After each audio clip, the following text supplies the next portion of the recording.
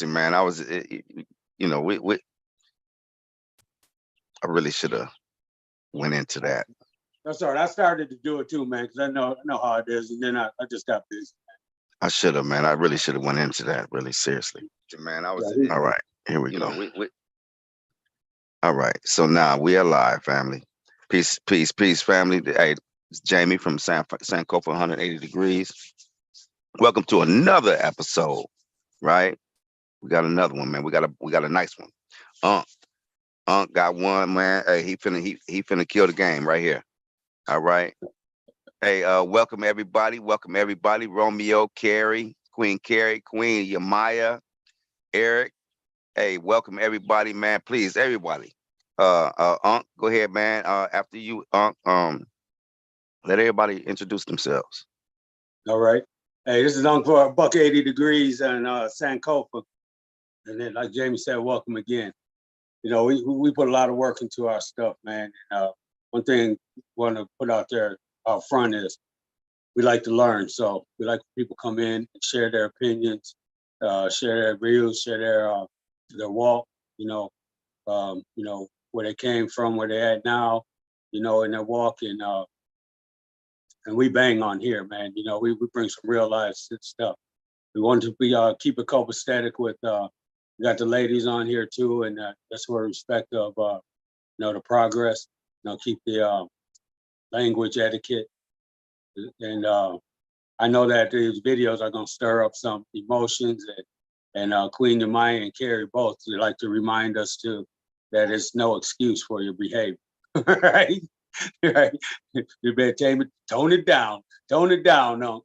That's right. That's right. So I ask you to forgive me in advance if I jump off, you know, but I'll definitely reel back in. So the best I can. I want to let you know that we got the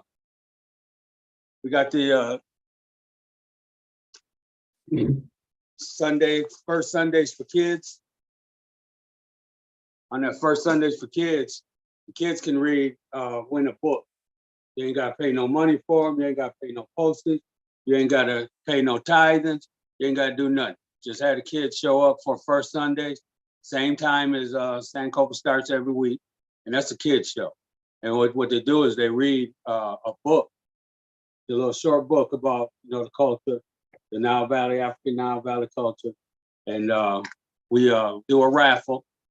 And one of the kids can win one of the free books. And like I said, we just ship it out. We don't ask for no cheese and nothing.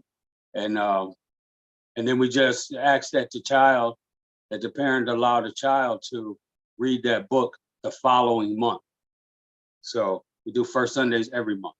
And it's been going really good. And so, you know, bring the kids, man. And, you know, we just supervise. You just let the kids do their thing. So the kids are able to share, you know, videos. You know, if they find something intriguing in the reading, they can compliment it and stuff like that, or whatever they have on their mind, they can share them screens. They know this technology better than us anyway, so it's all good. I just encourage people to, you know, have a pen and a paper available. Some real deep information. The first video is just a real short clip. And then the second video, it complements the first short video.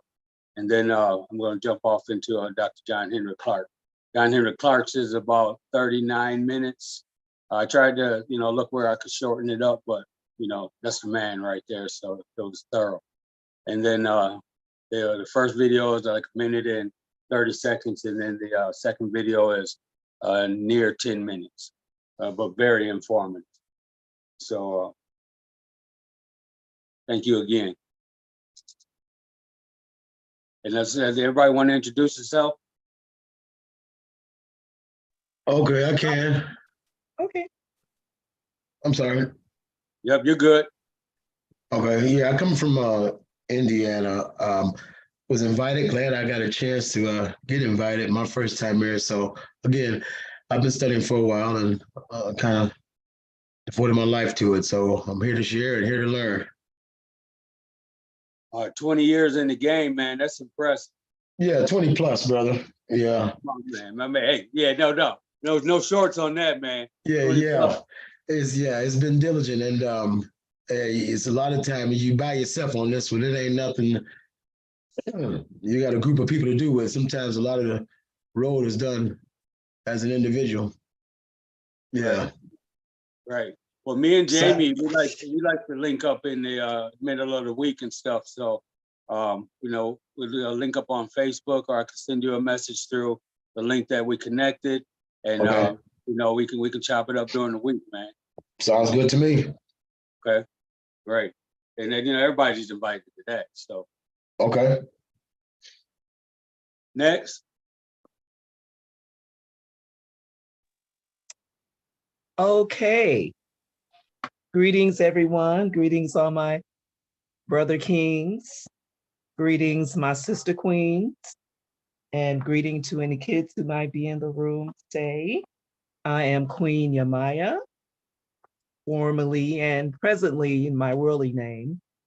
The people call me Queen Charlie, but by message of the ancestors and confirmations of the spirit, I adjusted my name to an African ancestry name of Yamaya. Yamaya is the goddess of the ocean, and mythology has it that she was the spirit that came with our ancestors through the Middle Passage.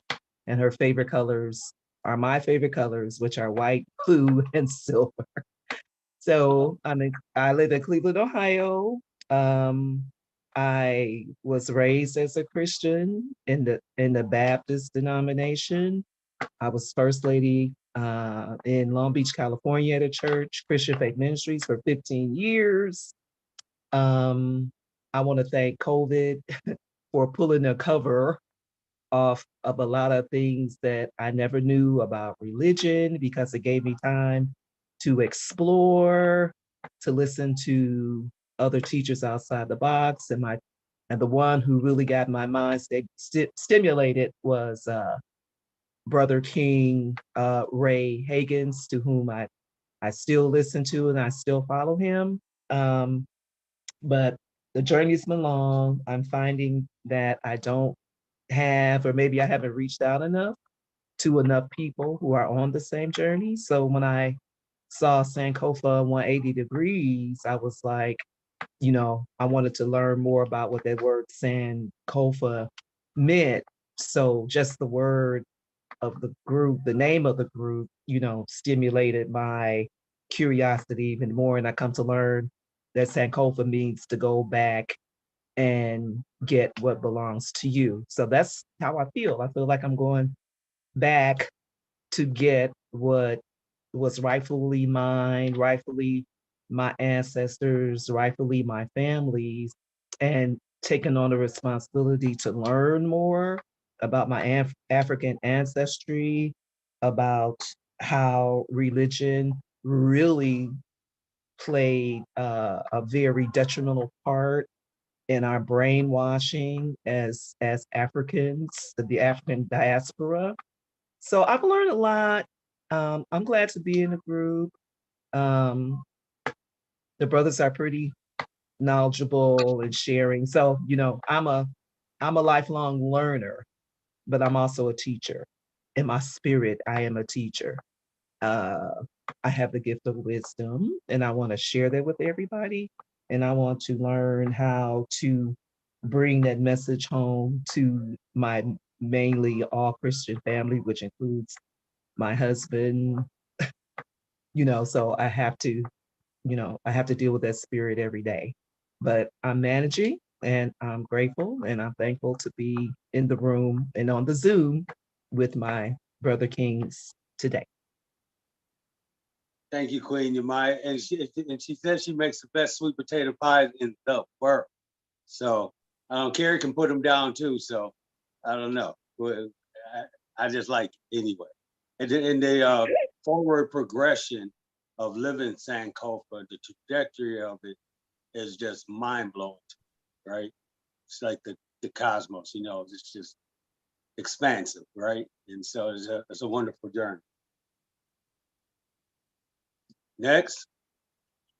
I'm Carrie. I'm Unc's wife, and I welcome all the kings and Queen Yemaya, and I look forward to seeing this session.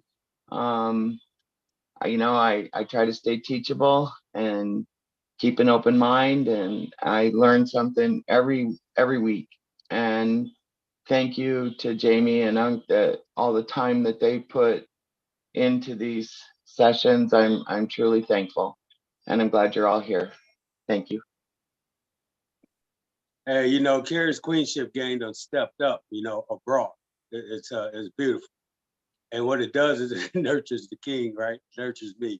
And I'm really thankful that to have the mindset of the proper place of a woman, right? And be able to nurture that and respect that. All right. Props to the sister Queen Carrie. Yeah. Hey, please, hey, thank you so much, man. Everybody, that was beautiful. That was just beautiful, man. And you know what? And it's an honor, and it's really, it it really, it's inspiring, really, man, to hear that we ain't doing this for nothing. Somebody's getting something out of it. And that's whether you go closer to your faith or your denomination or your whatever it is that you believe, or it sparks question and you do research, right? So either way, man, either way, hey, it's just an honor to be able to move somebody in any kind of way, whether right, and how we would say it, coming to comedic thought will be moving forward, but however you go, man, like I said before, and I've been saying this, I'm done arguing belief. I'm not gonna get into that no more. You know what I mean? Like, listen, man. Now, if it's something that you're trying to teach me, now it's different. But you just tell me that this is your belief, man. Look, man, I'm gonna leave you with that because it'd be unfair. I'd be really, really, uh, kind of. I wouldn't be right to try to come in between that, right? Until you put it out there, right? Right. So I'm just saying, man. Like, thank y'all, man. I appreciate it, man. That that we can make some kind of difference, whether, like I said, bring you closer to your faith or sparking a question. Right. All right. Thanks. Right. Right. Hey, but yeah, go ahead, Unc. Hey, no, I was just gonna hit Reg. Okay, sorry about that, man. Well, my name tag on there is Romeo, which is totally wrong. My name is Reginald Scott, but I go by Romeo, but still that's not here nor there. It is great to be here with the kings and the queens trying to gain knowledge. Some of us have been on that same road of knowledge, been in church, man, learned certain things, believe in certain things, but now it's really time to know. So that is the journey that I'm on today. And I do appreciate everyone who brings forth some knowledge and they share, because I have an open mind and I'm here for understanding and knowledge. So I'm gonna fall back and I'm just ready for the smoke. My man, Reg. Hey, Reg is one of my teachers. Reg was the first visual I seen, and I didn't know what it was. I just knew Reg's character, and he always speaks on point, moves on point. Most typical, right? And so when I seen his banners, they was hardcore, right? And I'm deep in Christianity, right? Deep in the game. You gotta bring your game up to talk biblical terms with me. So, and that's a humble state. I did put a lot of work in that too, and I lived that way the best I could. But Reg was putting them banners up, man, and dang, I want to call Reg and just do a video call, but this dude is thumping, right? And so it took about maybe about a year, man, and I kept seeing him flashing through, man. And then boy Mo, schooled me on some game, and then I linked up with Jamie. Me and Jamie are lifetime friends, right? Just had a little gap, and we hooked up, man. He started dropping that thunder on me, man, all nice and smooth, and I'm coming with the assertiveness, right? With combating his stuff, right? And Jesus is this, man, and verse for topic, right?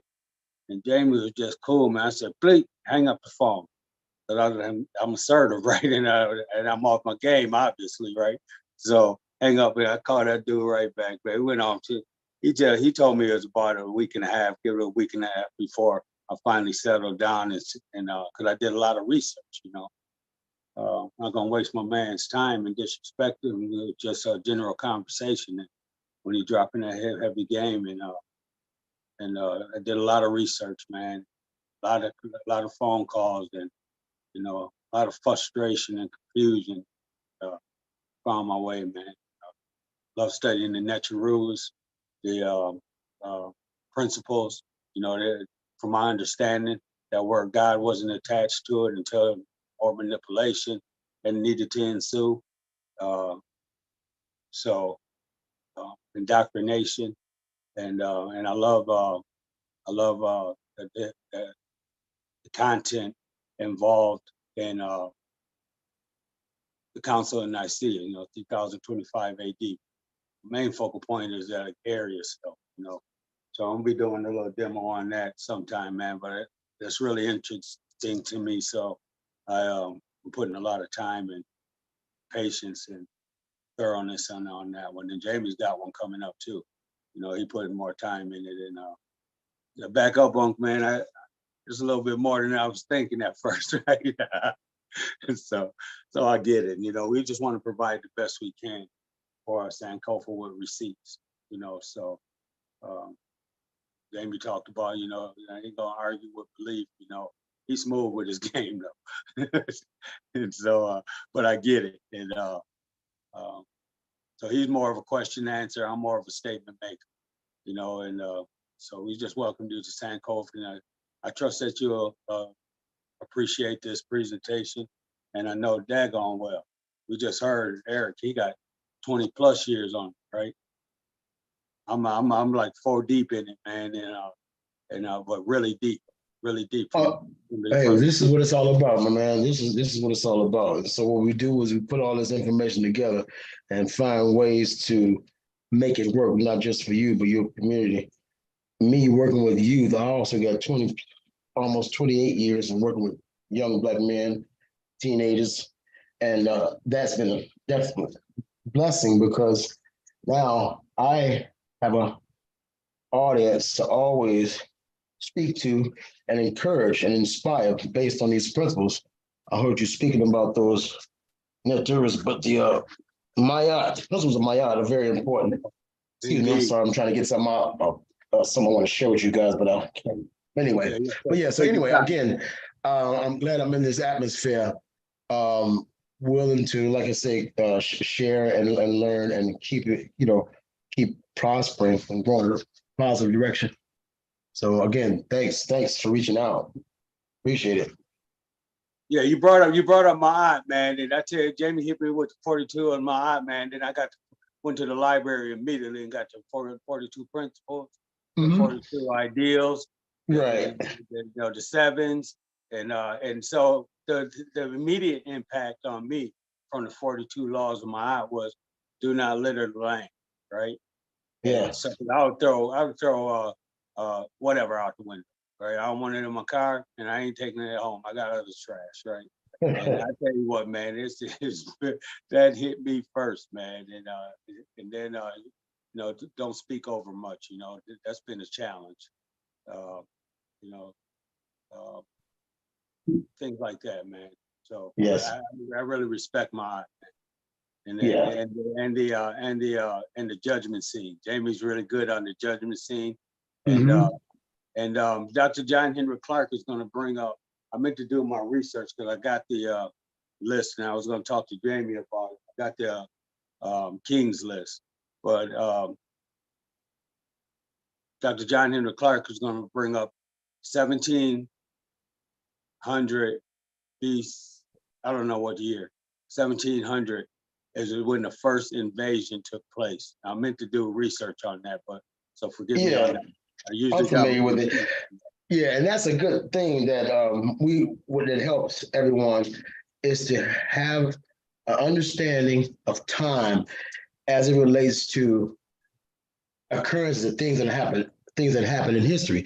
So to be able to differentiate BC and AD and know what those letters mean and know what they represent, and that kind of helps with putting everything that we must put in order and context to have a better understanding, of the past and where we are now, for sure.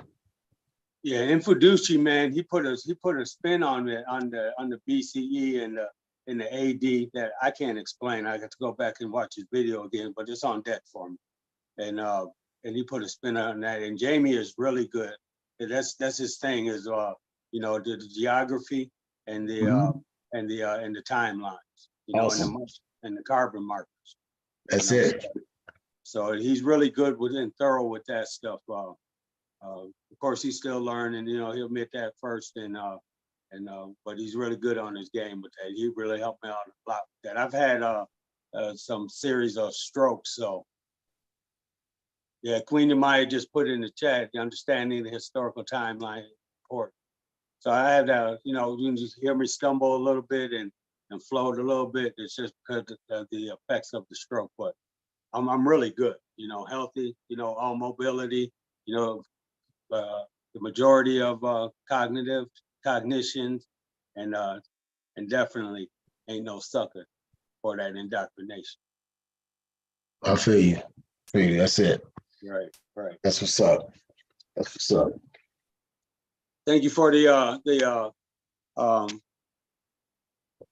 chat notes, Queen Yamaya. So Queen Yamaya is using etiquette with the Zoom app. So just pay attention to her questions as they come across it.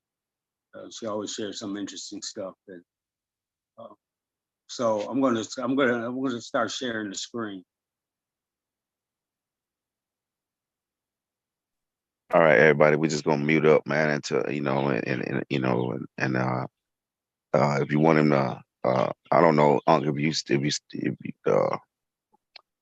yeah, we just take notes or whatever, man, and then we can ask questions and answers at the end, or what? How you doing, Uncle? Yeah. So what I'm gonna do is run these first two videos because they complement each other, and then we'll pause for a minute and take about maybe 10 minutes or so, 15, however we need.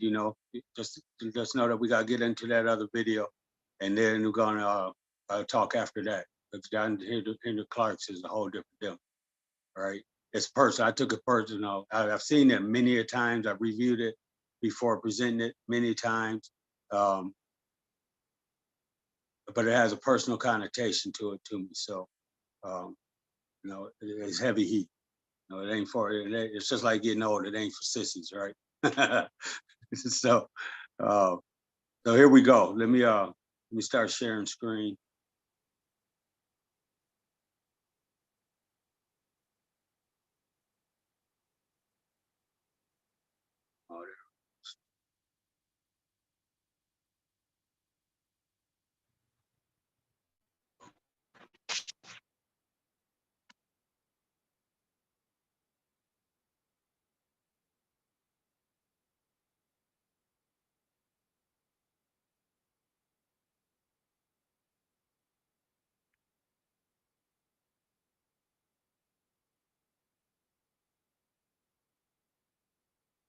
In 1482, Leonardo da Vinci was commissioned to paint a significant work of art that depicted Jesus Christ and his 12 apostles.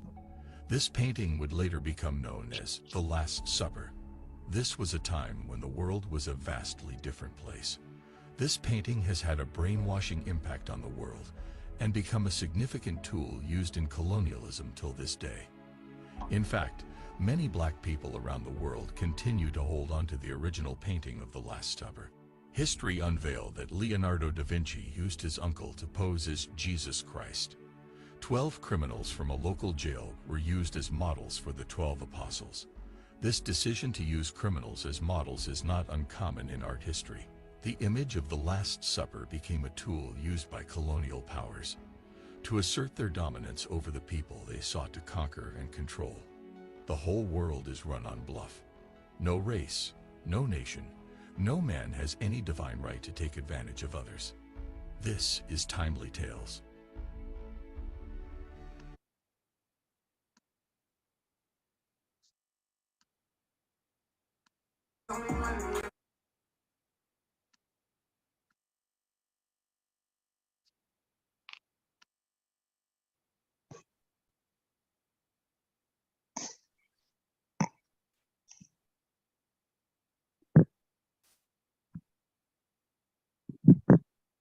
Everybody make sure you got your mic muted until after this video.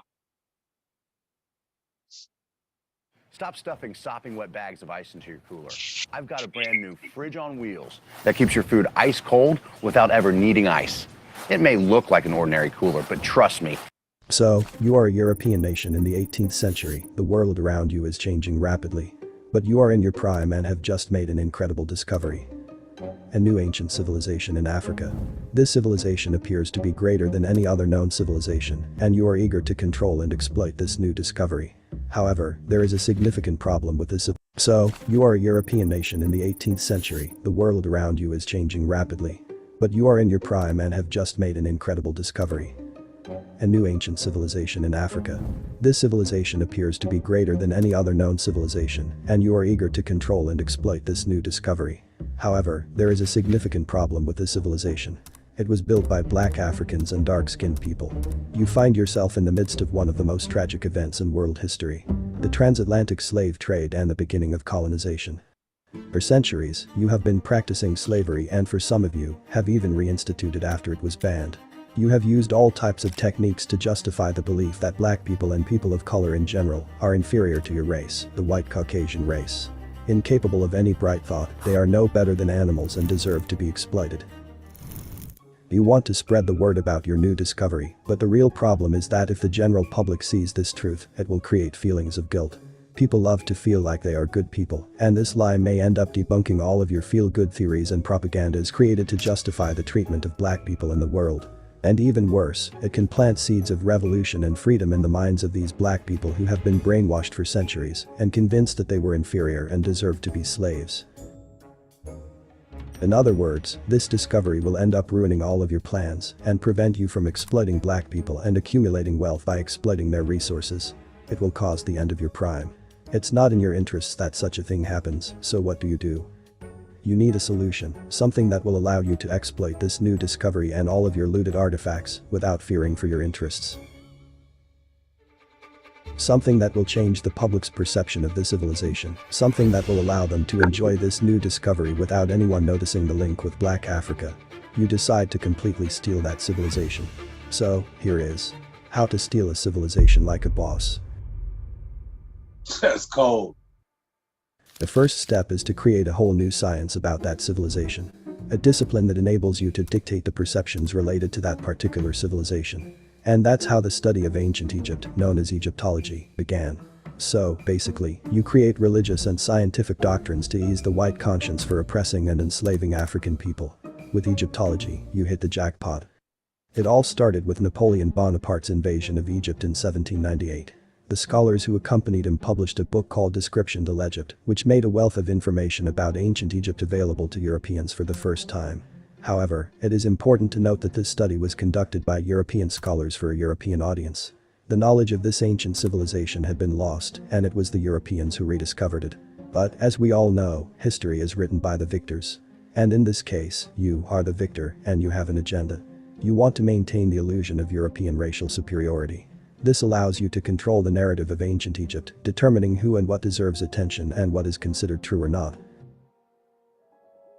Many of the early archaeologists came to the study of ancient Egypt and ancient Nubia from the perspective of Semitic languages or the study of the Hebrew Bible, and it was very important to them to bring Egypt specifically into the sphere of biblical studies. And so they had to carve Egypt away from Africa to bring it into that sphere. And the way that they did that was they used race. So these early archaeologists effectively made ancient Egypt white in the sense that they made it part of a dominant Western culture, and ancient Nubia was separated from that. It was black. However, it is important to note that dissenting voices may still exist and disagree with your narrative, which is why it is necessary to apply the second rule. To flood the world with hastily thrown together African histories that contain only a European perspective. By controlling the game, you control what can exist, but that civilization is not totally a new discovery. As said earlier, the knowledge of this ancient civilization had been lost, and you rediscovered it. So, many people have been talking and writing about it in the past and described it as it really was. A black civilization. So you need to fix that issue by flooding the world with your new racist and biased point of view and make sure that it is the one available easily and everywhere. Since most people never dig deeper, they will not question it and move on with this lie you just crafted. But this is not like hiding an object, it is a whole civilization that spanned for millennia in numerous countries. This means that you can't control everything, everywhere, all the time. You need to find a way to minimize the risks that can occur, so you decide to use the rule number 4, which is to rename people and places. If you want to slim down, you should skip breakfast. True or false? The idea of breakfast was actually a bunch, which is to rename people and places. Replacing African names with Arabic and European names to disguise their true black identity. By doing so, you make sure that people never see the connection. For instance, a ruler whose name is Khufu, which is a clear African sound, could be changed to Cheops, a name without any meaning that does not evoke associations with Africa, like Khufu does. Similarly, a pharaoh like Mentuhotep III, whose name does not have any significance within the African context, could have his true family name, Sankara, which is a typical African name, obscured from the public. We will delve into this topic in more depth in a future video, so be sure to subscribe and turn on notifications to stay informed. But you know that there will be glitches in your system. You can't just convince people that brown or black paint on these ancient pieces of art is not black. They have eyes, so you need a trick to deal with. And that's why you need the rule number 5, which is to change the criteria for defining race. For example, in America, 1 drop of African blood makes you a black person, no matter how light your skin. But when reporting ancient history, you reverse the standard and make 1 drop of white blood render someone a Caucasian, no matter how dark his skin. This one is a pretty good one. It will allow you to make a lot of damages by claiming all ancient civilizations as your white ancestors' accomplishments, no matter the continent nor the phenotype. But there still are some issues.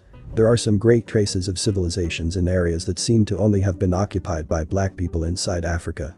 You have to deal with that too, because you must completely annihilate any idea of black people being able to build civilizations.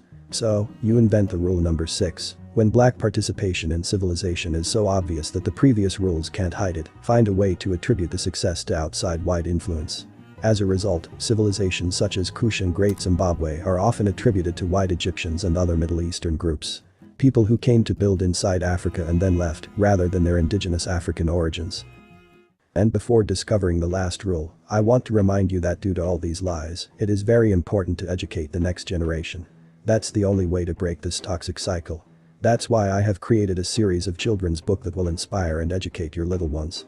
With this collection of children's books about African historical figures, they will discover the incredible stories of some of the most influential African leaders and trailblazers, like Goddess Isis and the architect Imhotep. These books are filled with engaging illustrations and easy to understand text, making them perfect for young readers. Not only will your children learn about these important figures and their impact on history, but they will also gain a greater understanding and appreciation for the rich and diverse culture of Africa. Order now on mrimhotep.org/books. By getting them, you also support the channel and allow me to improve the quality of my content, and you contribute to the making of my documentary about African history. Now let's go back to the video. And finally, when the voices of ancient historians who actually encountered these civilizations and wrote about them begin to contradict your theory, use the 7th rule, which is to discredit them. claim that they were not always accurate, regardless of their prestige, and that they specifically lied about Africa, but their positive observations about Europe must always be considered true. And this, my friends, is how you steal a civilization like a boss. If you follow these rules, you will have 99% chances of success. Now, some people may say that this is all just a hypothesis, that secret meetings of Egyptologists and other ideologists or politicians couldn't have happened to make something like this. But let's not forget the Berlin Conference, where European nations decided the fate of an entire continent without them knowing or even consenting. New countries were created, new racial theories were forced upon innocent people, and lives were destroyed. So, it's not hard to believe that the same thing could have happened in the world of Egyptology. Have you ever encountered any of these rules while talking about ancient history? Let me know in the comments section below. If, like me, you are someone who has studied African history, you must have encountered at least one of these rules on your way. This list has been established by Chancellor Williams, an African-American scholar who discovered it through his journey. In his book The Destruction of Black Civilization, written in 1971-1974, Chancellor Williams explains how Africa went from being the world's leader to its current situation. He shares facts that are usually hidden. I highly recommend you to read his book. It is sad to see that today in the 2020s we are still experiencing it. It's frustrating to say the least when people hide behind these mind walls and refuse to believe the facts. But that's why we're here, to shed light on the truth and give a voice to the marginalized.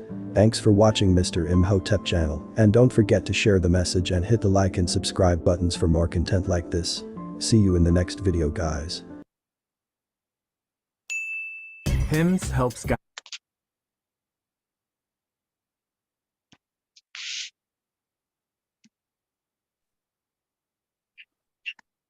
One second.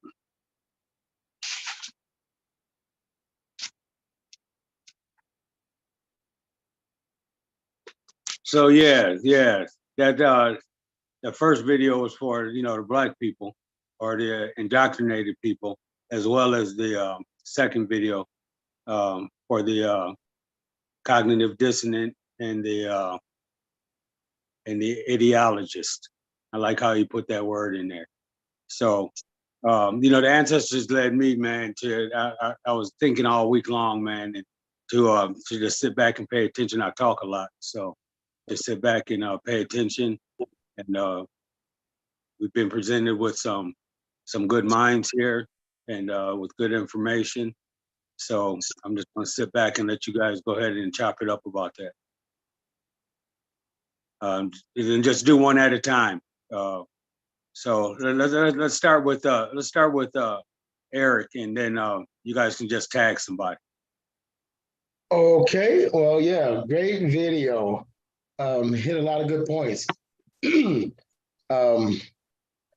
don't know who did that video, but that was pretty on point as far as my studies have brought me.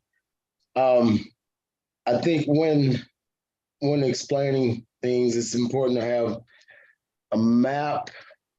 You need a globe, or so you can have a visual aid to help kind of understand what these cats are doing. But what we also have to understand, what I've learned to understand, is that this setup, the Europeans had set this up by paying attention to what the Africans already had gone through with the Arabs. See, the Arabs had already had the Africans for almost 1,000 years in bondage. So these Europeans just kind of piggybacked on what was going on, saw that Morocco had been broken down. They had broke down Spain. So that was kind of fading out. So this was their time. European expansion was on hit. It was their time. And that's when they said, hey, I know you guys had slaves. They had a lot of Eastern African slaves. The Arab guys did. So they just said, okay, well, we're going to do this. And the Bantu group, the Bantu civilizations at the time were kind of going on a decline. Some internal fighting was going on. So it was fairly, with a declining countries going on in Africa, it's fairly easy for them cats to come in and do what they did. And what was interesting was that they didn't really get into that, but they took a lot of information that your boy hooked up at the Nicene Council, Constantine.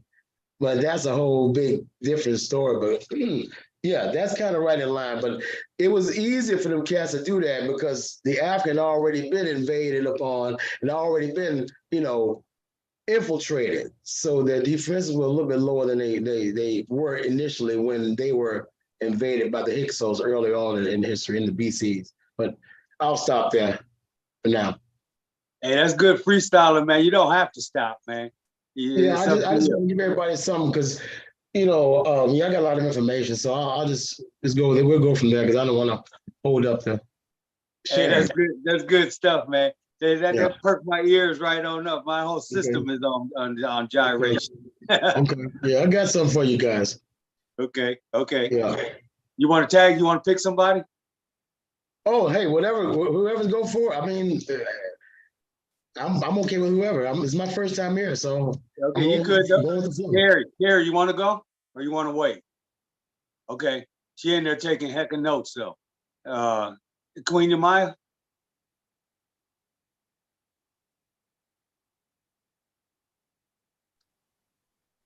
Go real quick for a hot second, all right? All right, we got Prince on too. Hey, Prince, welcome, King. Hey, peace to you, man. Peace to you, Prince. Peace to you, baby boy. What's up? Hey, yeah. So we just gonna go with these, see what people got to say about them first two videos, and then I got one more after this. Is Queen Yamaya present? I'm here. Okay, would you like to speak on that? Well, I just wanted to piggyback on what my brother King just said. Spain and Portugal had invaded Africa before the Europeans did. And oh my God, I can't remember which papal bull it was that gave Spain and Portugal permission to go out and just ravage. That's what I like to say. Just ravage any land that they came upon for discovery's sake, even though they weren't discovering it because the indigenous people already were there. How, this man that they call the Pope was given power as if he were actually God. And I know that comes from the Constantine times, to just give, the representatives, for Spain and Portugal to just go and just literally and savagely just overtake people and their culture and their way of life, their spirit, and deem them less than animals. I mean, if you really get into the story historically, it's really a sad situation. I mean, it really broke my heart when I started learning these things. So like the brother said, it started long before the Europeans invaded Africa with the Portuguese and with the Spaniards, coming into Africa, and just taking a whole civilization and just literally wiping it out of history. That's exactly what happened. And it happened before the Europeans. Oh, that's good. That's good. Anybody can jump in. Anybody else can jump in. Yeah, I just want to say, it is sad, with the way history is, but the way I look at it, man, it's like this. From the beginning of the time, you're gonna have the weak gonna take over, the strong gonna take over the weak, and my whole thing is where I look at it is like where the money came in effect at, where the currency came into play at. I believe that's when things just really turned around, and people wanted to, see profit in something. But before that, man, it was a doggy dog world out there. You got a power team over here, and you see something you want over there. That's what you did. You took it, and that was just the law of the land. And that it's sad that some of these civilizations got taken out like that, but that's just the way it is, man. Like even with slavery, I feel like it's a sad situation, but man, we should have fought back. You know, it was 10, it was what, 9-1, 10-1, you know, when it was slaves in the United States at that time, you know, and so I just felt like, you know, we should have fought harder than we did, man. I think we submitted too easily and just gave up. And even in Africa, you know, I was watching what is that? What is it called? The Woman King. Man, unbelievable movie. If you ain't seen The Woman King, man, check it out, man. It is off the chain. But and that thing was talking about the kingdom Dahomey, you know, and the Dahomey, they knew about the slave trade, you know, and the Woman King, she had to try to convince him that, like, we got to stop this for our people. They raping our country, you know what I'm saying? And the worst part about it, you had Africans who were selling and trying to kidnap other Africans to go sell them to the Spaniards and whatever, the Hispanic people, you know, they was over there doing that. And I just thought it was sad, man, even in that sense, you know, but I just think we were a very kind and warriors of a people, of a bunch. We had our little issues with getting along with tribes in Africa, but I believe we were a very passionate, passive type of individuals. And I think that's how we got bamboozled, hoodwinked, whatever you want to call it. You know, that's how they got us. You know, we was too cool with it. You know what I'm saying? We didn't know they real big. You know, white folks be playing checkers, man. You know, regular people play, chess. They play chess, but regular people be just playing checkers. You know, white folks dominate the whole world. So their mindset is on some other different stuff, man. You know, it's just off the chain, man. But I was gonna say, man, I wanted to bring something to attention, and if I could present something whenever I get a chance to, whenever y'all line it up for me. But just to get outside the box of all of this, you know, it just goes to a bigger picture of what's going on, man. And I just want to bring it to y'all attention, if I could, on a presentation one day. So. Okay, so you saying you want to present a week? Yeah, man, I got something I want to show y'all. You know, we talk about this black stuff and all that, you know, and you know, racism and this and that.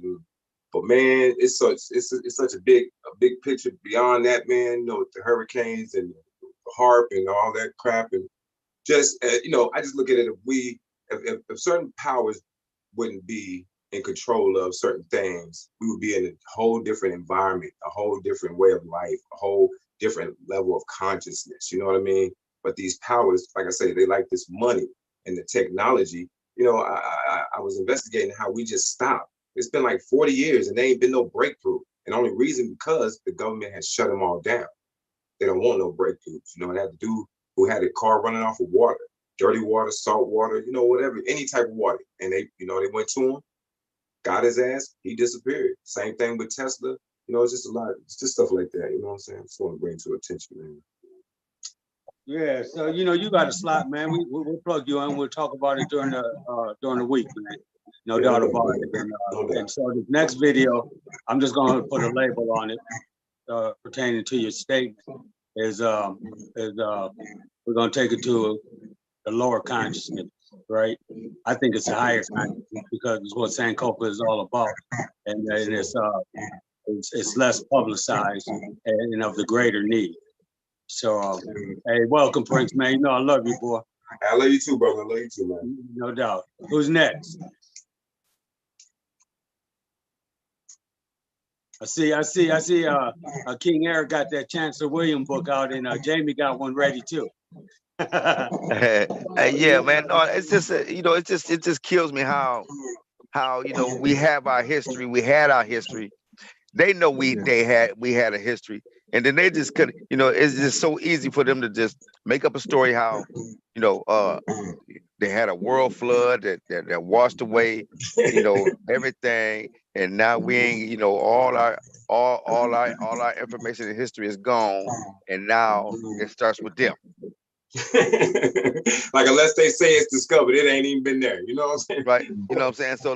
So but then when you got cats like us, you know, coming together and we breaking through, right? Figuring this thing out, reading, you know, we're able to go to the walls now. You know what I mean? We don't have to just rely on hearsay. We can literally, you know, go and look at the walls now, right? And then you can literally take pictures of the walls and then, you know, hey, study and break them down, right? Yes, sir. Like so now things is coming out and now, you know, now we all conspiracy theorists. Yeah, yeah, yeah, See, yeah. see, this is how they changed the game on us. This is how the game get changed on us on a regular, man. And it's gonna always get changed on us. See, now we just conspiracy theorists, right? But when you break, see but you know, that's that wordplay because then you got There to you go to go. the dictionary and have to figure out, okay, conspiracy. Yes, sir. Let's break this shit down. What does that mean? And what is the Uh-huh. theory? And then what does it mean when I bring you facts? What does that mean? You know what I Mm. mean? Let's put a name on that one too, right? You Yes, know what I sir. mean? Like, you know what I mean? So is it no longer conspiracy theorists when I bring you facts, or is that what is that? Is that conspiracy theorists with facts? I mean, how do you do that one, right? Right? Right. You know what I You're mean? just a Like, radical. You're a radical now. You're just a radical. Just put them in a yeah, folder. You're a right, radical. exactly. You know, I'm now I just went against the government. Now I'm against the government. I ain't said nothing about it. You know what I mean? Like, oh man, like listen, man. I mean, that's all I got, man. I'm just saying, I just like how they just they just wash our history right away. You know, they just washed everything away, and now everything starts with you know, now it's a new beginning. You know what I mean? Like our shit never happened. You know, like wow, man. And then we supposed to be sitting around and talking about, yeah, right. Ain't nothing. Master's so Uh, good to us. Master's so good to yeah, us. ain't nothing. Everything. They invented everything. They started everything. You know what I Yeah. mean? You know, they the ones. They was the first people to come up with mathematics. They the first people came up with surgery and science. You know what I mean? Because they got all these Greek cats. They just, you know what I mean? They, you know, Hippocrates and Plato and Socrates and all these cats. You know what I mean? Like, like, like. You best stop all that talking like that. There, they hear you talk like that. You's in trouble. Red John one. I'm just Okay. saying. Yeah. Go ahead, King. You sure? Yeah, for sure. Okay. Sister Queen said about everything I wanted to say, and so did brother Eric and Jamie. It's like next time I'm going first because everybody said everything I wanted to say. But Jamie, yeah, but Jamie, actually, he finished it off, and he said almost exactly what I was going to say. And basically, man, the deception is real. The deception is real, man. We don't know. Well, some of us don't know who we are, what we did, where we came from. We are greater than we might think. Well, some of us, the ones that are still lost don't know how great that our ancestors was and are still are. So and that is actually when the last sister spoke last month, sometime in February, I think her name was Queen something too. How she shared about traumatic slave syndrome, something like that, I think it was. Oh, this is Queen Post-traumatic Maya. slave syndrome. Yes, Yeah, that's yes. Queen Maya. Queen Maya did that. Yeah, man, she hit it dead on the head, and that is real, man. Because sometimes we have it locked in our brain where we believe what we're told without even doing research or knowing or even wanting to know. So I am glad that you brothers, man, are sharing with the kids. The kids is getting up here speaking and teaching, and they're knowing who they are at an early age, because that's where we have to be at now, because some of these old heads is just lost, you know what I'm saying? So it's time for our youth too, man. So but the deception is real, and there's a lot of evil going on, man. So I'll just fall back into that, man. Thanks. Jamie, you good? Yes, sir. I'm good, man. I'm good to go, baby. Yeah. Okay. Eric, you wanted to elaborate a little more? Oh, I think I'm good, man. For now, I'm good. We had another video. Yeah. So I can't help it, man. I can't follow the ancestors right now. So y'all dropping the jewels, man. So this is the book that Queen Yamaya presented. Reg. Dr. Joyce DeGruy. Yeah. Yeah. And so the thing that sparks my interest is the cognitive dissonance of our people, man, and I mean all people, right? You know, and the video talked about that. You know, just the 7 rules of you know, taking over a nation like a boss, right? You know, and then he asked the question, do you run into these questions throughout the day, right? And then, you know, it was spoken on by our panel that, you know, we're just supposed to, you know, just lean back and accept that crap, right? You know, and I can't do that, man. I don't do well with that, man.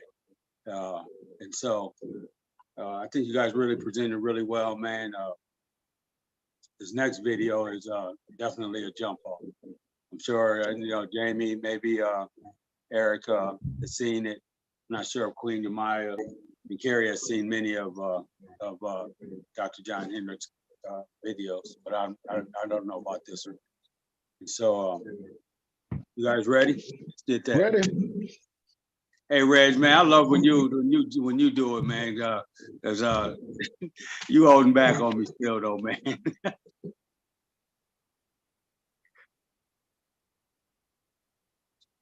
Okay, somebody else is. It says, okay, I got it.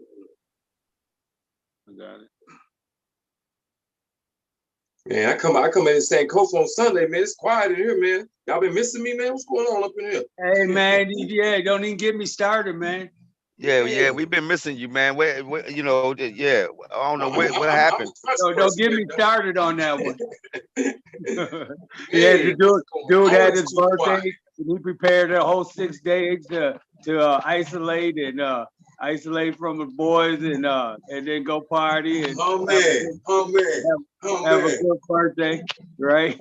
So Yes, sir. Yes, sir. Yeah, happy solar return. Because I am not and never will be. You hear me? Yeah, exactly. You know, but it just blows my mind, man, that, you know, people don't want to learn their history.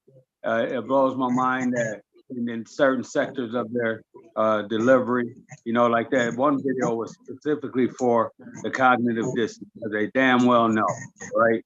And they know their behavior and they want to dismiss, you know, that happens because they're comfortable, right? And I wanted to let you know, Eric, I'm big in this community too. I just moved here 2 years ago, and I'm all in the community, man, big time. My man, making it happen. Yeah, no doubt about it. So hey, one thing about it, man, is like this here, man. Like the other people that's studying Christianity or whatever, what other faith that they studying, like they think that they studying their history too, King. So you know we gotta watch that. They really literally think that you know they're studying their history when they're in King James Bible. You know they really think that they're studying their history, King. You know and I ain't seen nobody prove to me yet that the Bible is a history book. You know what I mean? Hey, you know what's crazy? Hey, Jamie, you know what's crazy? That Aryan brother, the Aryan blood. That that goes back to black blood. You know what I mean? And they use that. You know these white racist groups, man. They say the pure blood, Aryan blood, and don't even know what Aryan is, man. Don't even know where that word comes from, man. It's crazy. Hey, I heard now. I'm not sure. I'm just speaking right now, but I heard that Aries when he was in the Aryan nation or area. He was in that white supremacy when he ran off. When Aries ran off, was it Aries? I mean, you know what I'm talking about? You talking about Dave Chappelle from the Nicene Council? Let's see. Let's see if Eric knows something about that. Is it? What's the question? Arius did what didn't Arius when he ran when he ran from the Nicene Council and he started hiding, didn't he become what, did he go in with the Arians? Well, I mean, that may have because here's what I've studied about the Aryans. When they were using that term, and the people of India, when they were using that term Aryan, that was describing a group of people would describe themselves as Aryan, and they said that word meant free people. So free, I don't know if they meant they were free and they weren't free to travel like they wanted to, or free thinking people, whatever. But they said that term never really described a group of people based on like bloodline or anything. So, and I think what they say happened at some point, those group members begin to grow in what we now know as India. Their numbers begin to grow based on maybe their school of thought or whatever was going on. But there's a girl that just did, I was watching a video of hers. She's from India, and she was talking about that. But she said, as far as they know, their holy books, the Vishnu, the Rig Veda, it's like 3 different books they got: the Veda, the Rig Veda, and something else. And she says they speak of that term in that book, but it describes them as being some, I don't know. darker people. Being Some what? Like what? darker skinned people. Yeah, I have to get that video. Such as? Right. Exactly. There wasn't ain't no too many other different darker skinned folks in that area.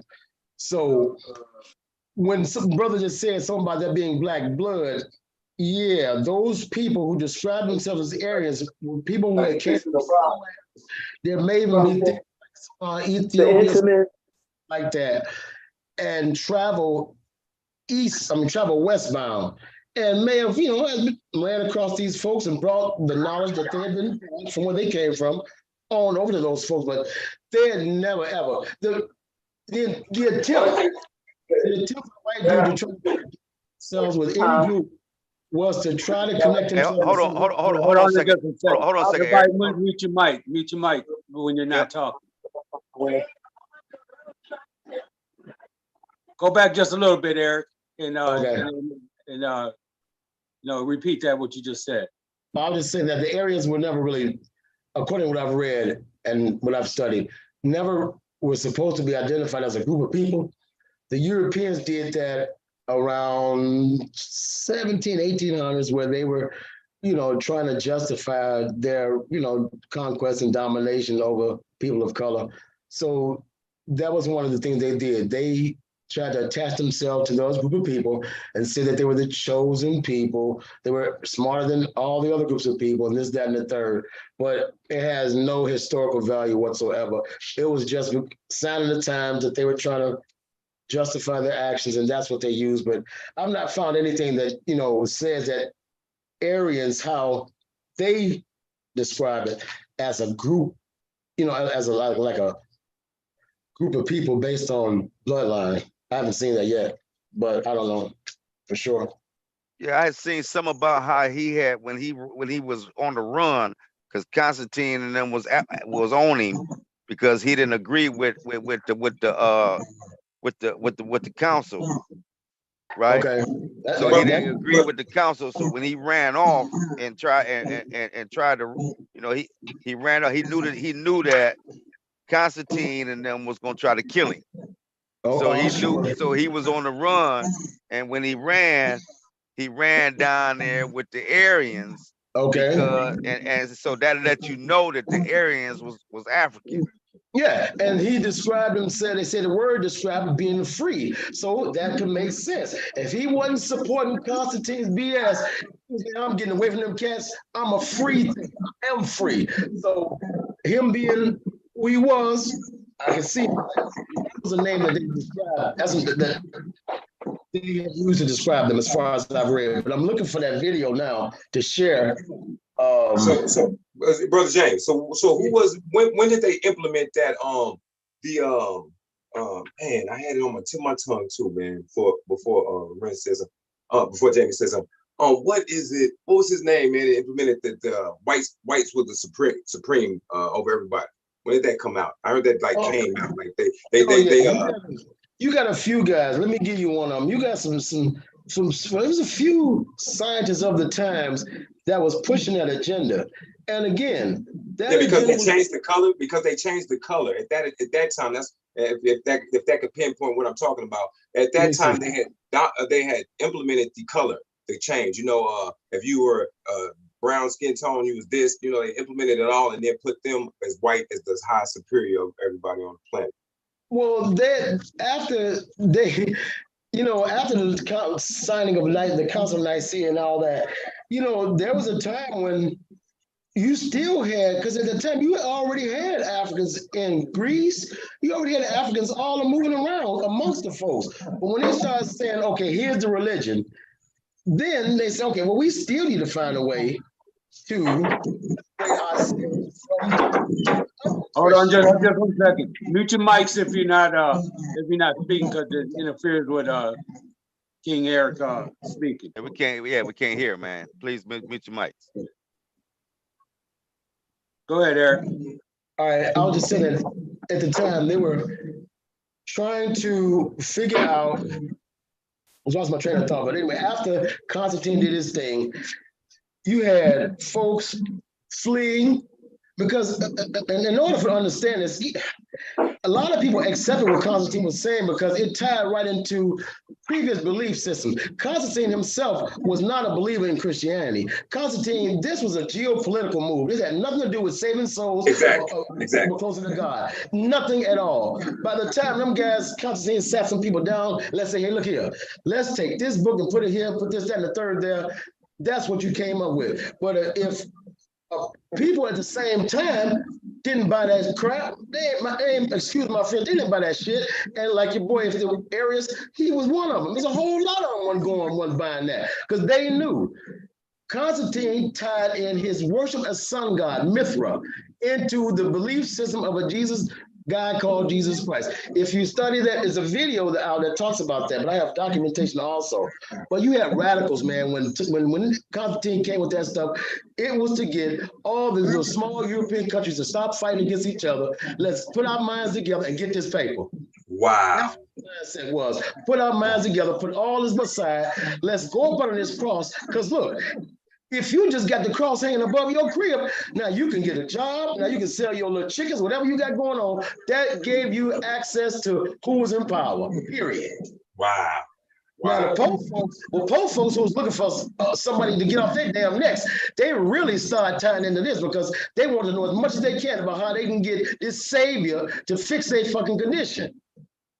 So the Pope who had no access to information had to rely on somebody else giving them some information. So the powers that be said, no, I'm controlling all this shit. All you need to do is take this cross, accept the Lord as your savior, pay your voice to the powers that be. That's what you get, period. And I'll also always be the Lord of your land. That is. But the thing is, that was a power move. And the problem with the Africans was they weren't even dealing with no business like that. They didn't understand the politics behind the spirituality. Because they didn't the crookedness. Religion until invaders came. Religion is some new stuff. That's new. That has nothing to do with how they align themselves. But it was similar. It was similar. So they were able to switch some names, just like the guy said in the previous video, switch a few names, change a few faces, take your shit, repackage it, give it back to you, and enslave you with it. That's it. That's what they did. That's what they did. That's it. That's exactly what they did. That's it.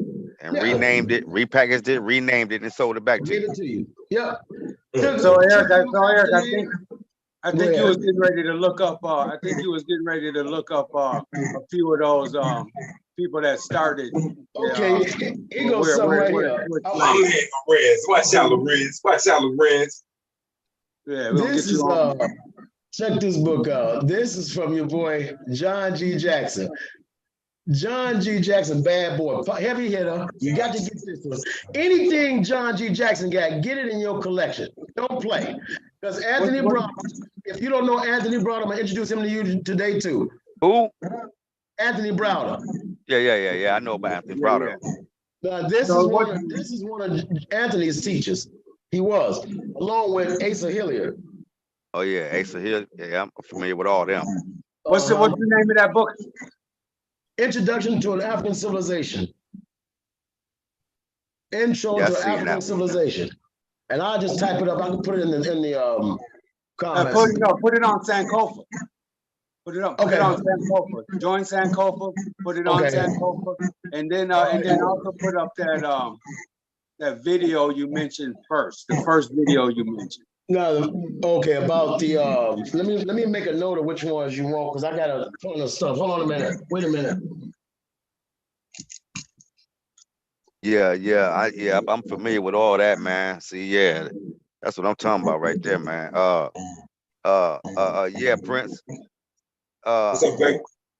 Yeah, man. Good question, man.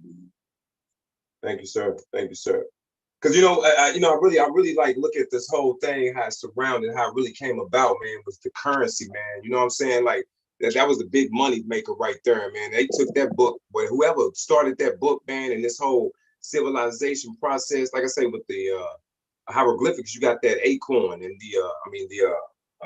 what an acorn is, a pine cone, and the dude holding the bag, and they keep presenting that like this is the key to starting civilization, man. But I don't think it was all about this money, man. You know what I mean? I think this money came into play and people got greedy and they saw the resources from the earth, man, and just didn't give a damn about nothing else. Let's get this paper, throw this religion out here to them, give them something they can fear, and we just gonna blind them all to the rest of everything that's going on, and we just gonna give them this TV and this electronics, and they gonna have their minds, all into that shit, all into that stuff, and then they just gonna be numb and stupid, and we're gonna put them all on opioids and drugs and stuff. That's really gonna keep them stupid. Then we're gonna tell them to do it to the kids, and we're just gonna be propagating all this gay, homosexual stuff and put that in the kids' schools. And I mean, it's just crazy, man.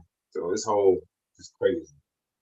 Yeah, the one thing that I want to specify too, man, that is crazy to me is, the definition of Sankofa is go back and get your stuff, right? You ain't gotta wait for nobody to give it to you. You ain't gotta blame nobody for nothing. Go back and get your stuff. I remember when so this is what I came up with probably about 5 years ago. I remember these little kids used to say, "Go back to Africa," shit like that, right? Never did I consider researching and going back to Africa, right? So what they were telling me was a real good jump off, but through that conditioned mind and behavior, I missed it, man. And it's okay because I got it now, right? Hey, so Lorenz. Hold on. So when people talk about, I want to learn about this, I want to learn about that. To me, that's what people been doing all our life, right? And we've been skipping our culture, right? And so I definitely put in more energy, more effort, more time, and the African Nile Valley culture and all its content that I can comprehend or get my hands on. Not more than I put into my relationship, not more than I put into other things, but that's at the top of the list. So I just want to put that out there because I ain't joking about that one. There are people talking about I study this, I want to be well-rounded. And I'm saying, man, if you 40-something years old and you ain't well-rounded enough, man, get up on your game, man. And this is how we get it. You're missing Sankofa, right? So, Eric, you got me? Yeah, I'm ready. Yo, okay, I was just gonna say, Lorenz, man, that in the 90s, man, remember when we had I just want to throw this out there. Remember we was at that stage. We wanted African symbols and whatnot, man. Remember that, man? We was all proud to be black at one time, man. I remember when I was in high school, junior high, I was wearing the African symbol, you know what I'm saying? Wearing the cross colors and whatnot. So we had to uplift the music, the good music that was out there, man. It was good time, man. Yeah. Good times, man. And then we faded, man. Yeah. So Eric, that first video you mentioned, it slipped my mind. Okay, I got it. I got it. It was about I was making reference to the areas and yeah. The Hindu girl who was talking about giving some historical background of the term and what she knows that the term meant then or had come what it came to be now based on racism pretty much. And they touch bases on that. A little short video, maybe about 25 minutes, but it's very informative. But yeah, put that up on Sankofa, please, man. And I got to get that. I got to get all that. Oh yeah, I got a list of stuff. Now, Sankofa 3, what is this? Sankofa 180 degrees. So 180 with the little degree mark at the point at the top. I got you. Okay, and then put that book up there. Now, is that through Facebook? Through Facebook group. Okay, Sankofa one. I got you. All right, I got you. I'll hook you up. I'll do that. Okay, bet. Yeah. And then put that book cover up there. And then I think I was just asking for one more thing, but I slipped my mind. Oh, you were asking about the some of the people who in that time were talking about creation. Let me hit you with it. Well, this chapter 1, it says African and the origin of man. But he opens up. I get some background, like a TV or something. All right. It says before this. Can you hear me? Yep. All right. Before discussing the origin. Hold on just 1 second. Everybody mute your mic though, please. Everybody mute your mic so we can hear it. Mine too. No, don't mute yours. Don't mute yours, Eric. Okay. Yeah, because you're gonna be the one speaking. All right. Okay. All right. Just let me know you're ready. We good. Okay. All right. It says before discussing the origin of man, we must briefly survey the story of the world prior to the dawn of humanity. As recently as the middle of the 17th century, that's about 1600s, it ain't too far away. 17th century, some of our best minds argued that our world was only about 6,000 years old. Archbishop James Ussher, a scholarly Irish divine, in the year 1650 wrote a book entitled Annals of the Ancient and New Testaments, in which he declared that Earth, not humanity now, Earth, was created in the year 404 BC. A few years later, Dr. John Lightfoot, Vice Chancellor of Cambridge University, top university, revealed the exact date and hour of this great event. The world was created, according to Dr. Lightfoot, on October 23rd, 4004 BC at 9 o'clock in the morning. This is the kind of shit that was going around. And because these are scholarly people, peasant ass motherfuckers gonna argue against a scholarly person. They don't got the language to argue with nobody, especially if they ain't reading shit. So they just took this. So these were the cats who was involved in promoting this mindset that the niggas don't know shit, they ain't got shit, so take it from them. I'm done. Hey, that's proper right there, man. Hey, I said I was gonna hold back on ordering books, man, but damn it. Yeah, don't do it. Don't do it.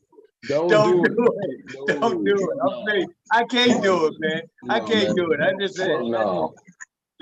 Because listen, man, as soon as a lot of people start ordering those books, what's going to happen is they're going to go through the roof.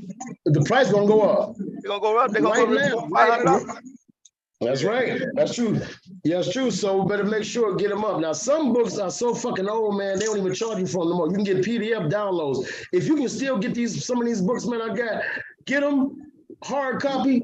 If you can't, download, get the PDF until you can get the hard copy, until they come available. Some shit is just too expensive right now. The Metronetta is just too expensive. When I first bought that book, it was about $12. Right now, out of stock, but you still get it for about $130, $150. Whoa.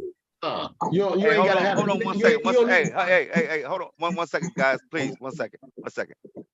Queen, you want to speak real quick? Oh no, I just left a message in the chat. I have to step out momentarily. Okay, we'll be waiting your return. All hell the queen. Okay, Queen. That's right. You got that right. Okay, yes, ma'am. Hey, so we'll be waiting on you. We'll be here. Okay. Yeah, that's some good stuff, Eric. And so there again, Dr. John Henry Clark is gonna address, he's gonna mention where the first invasion was 1700, right? So that's good information, man. And King Eric, man, if you can just put, some integral books on Sankofa, man. Yeah, I'll give you a book list. I'll put a book list together. Okay. Hey, hold on a minute though, because listen, after this video, we're gonna build, man. So yeah, all right. So let's all right. So let's listen to the master teacher real quick, man. Okay. Yeah, so what Jamie is talking about, we do this YouTube session, and we try to keep it, the language, right, and stuff like that. But then we do an after show, right? That's just on Zoom, and we get loose, right? Because Queen Amaya is really sensitive to the cuss words. Kay is used to me cussing, but she just really gentle, stuff like that. But hey, we adults, man. Come on. Yeah, right. But at the same time, though, we are, we trying to attract the children too. So we want to keep it kind of PG too, man. You know what I mean? Like, we can definitely have our sessions. You know what I'm saying? You know what I mean? We definitely can have our sessions, but we just, I just, I'm just saying when we live like it, I like to keep it, a little bit PG, because I'm still I want the kids to listen. I want to, even if you 17, 16, 15, 14, whatever, you know what I mean? Just, that's just me, man. That's just me. That's just me. Unc is on, he his own man. Eric he his own man. Prince, he his own man. I forgot. I totally forgot. Queen Carrie, she's her own woman, and Romeo, he's his own man. I'm just telling you, me. I'm a, that's how I'm gonna keep it. That's all. But just keep that in mind, though. We are, we live, and we trying to, we trying to, I like to attract some, some young listeners, man. That's all. Right. Yeah, and I really got it. That really applies to me because I like to let dudes fly, man. No doubt about it. Right. So we're gonna have that after party, man. Yeah, for sure. We gotta have that, man. So yeah, we gotta have that, man, because we, and then we're gonna, we ain't gotta do PG no more. Yeah.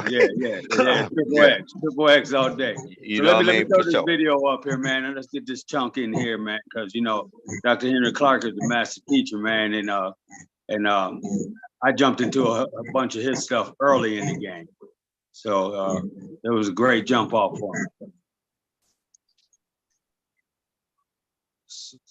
Oh, hold up, do it again. Y'all get me all riled up, man. I'm stroke prone, man. I gotta keep my excitement down, so man. But it don't happen on Sankofa on Sundays, baby. Hey man, ain't nothing wrong with exercising any of that, man. You got to, what I'm saying? Hey, look, we're gonna put this shit through the test once a week. All right. Yeah. I like how you said that. Yeah. It's all gravy, baby. Kids definitely gonna start peeping in now. Oh, they be cussing. Yeah. Hey, that Sankofa Sunday is off the chain, man. Hey, you right though. Hey. They gonna peep in. They gonna want to. Prince hit it on the head too. Oh yeah, they be cussing too. They be cussing. Yeah. Yeah. You see how he said it too. He get all smooth with it. Yeah. Okay. Let me get this up here. You got me all hyped up with all that info, boy. Yeah. Oh man. Me excited. Prince coming in with the $1 million questions, man. That's what I like right there, man. Hey man, I've been gone too long, dog. Been gone too long, dog. You getting artillery, man. I already know, man. That's what he doing. He think he's slick. You know what I mean? Tell me he been gone. Yeah, okay, been gone. I'm just saying that the $1 million questions right there, boy. I don't know where you been gone. You're creating a shoe factory, employment at once. Start all over, Start King. buying aeroplanes, break them down and study them, later on make aeroplanes. That's as loud as I can get it. You guys hear it? Yeah. I was just saying, start it from the beginning. Yeah. Oh yeah, no doubt. Okay. And if you need to stop in the middle, man, just chime in where I can hear you. But let's try to get through it, and then we can chop it up after, and then get to after party. Hey, but everybody mute up, please. Yes, sir. Mute up. And be sure to like and subscribe and ring that notification bell, and please comment. We got a lot of peoples out there, man, and we appreciate that too. But we want to know what you're thinking. We want to know what you're experiencing, through this interaction. So, place a comment in there, and then come on over to Sankofa for $150. I was scrolling through, and Jamie was scrolling through.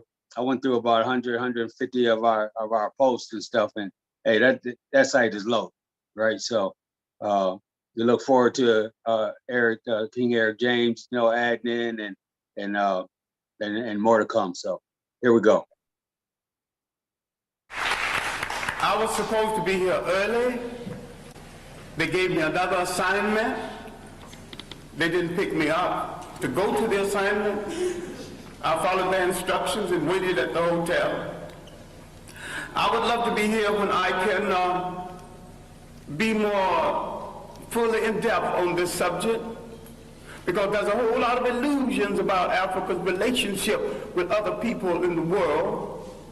There's a whole lot of illusion about our relationship to the religions in the world.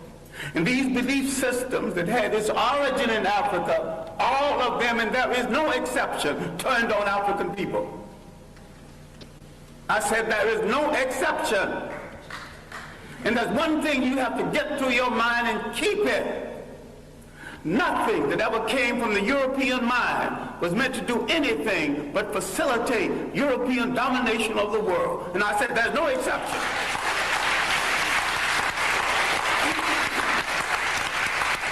Everything that was brought into this continent, everything, every idea, every so-called religion was meant to dominate and to control. The Arabs had no illusions about it. The Europeans had no illusions about it. You were the ones with the illusions. And yet every element that went into the making of every major religion in the world started in Africa. Why is it that you are so naive? You let people redress something that you invented, sell it back to you, and enslave you through it.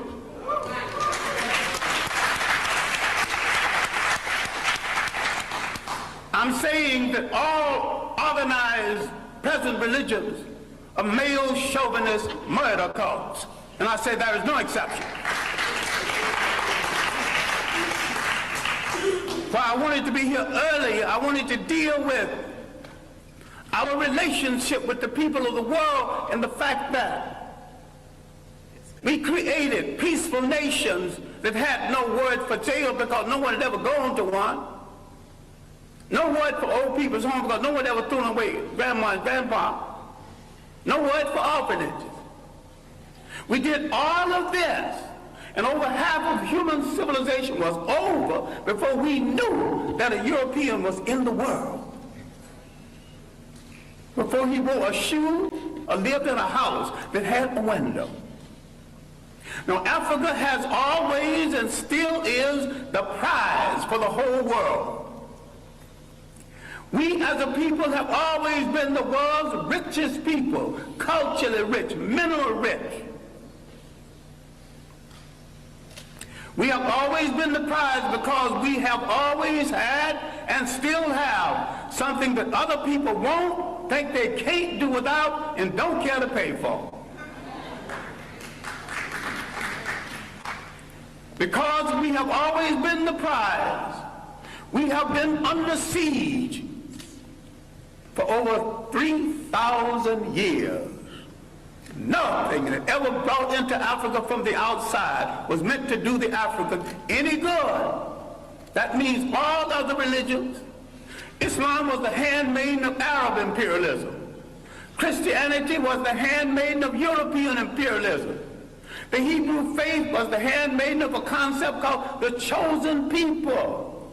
Now, if God is kind and God is merciful and God has no stepchildren, he won't choose one over the other. And to say he chose some people, you're making him a bigot. And to say that he endorsed enslavement of one people over the other, you're making him an accessory to murder. The Arabs used Islam to rationalize their slavery and their imperialism. The Europeans used Christianity to rationalize their slavery and imperialism. Who are you kidding about friends in the world? Damn it, if you want a friend, look in the mirror.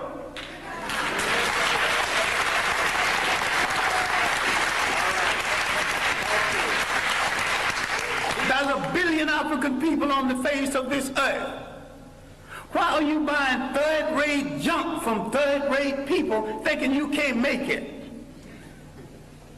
Why don't you at least make a safety pin to hold your child's diaper together? Teach. Who has programmed your mind at thinking you can't make a car? The first man that made a car that had never seen one previously.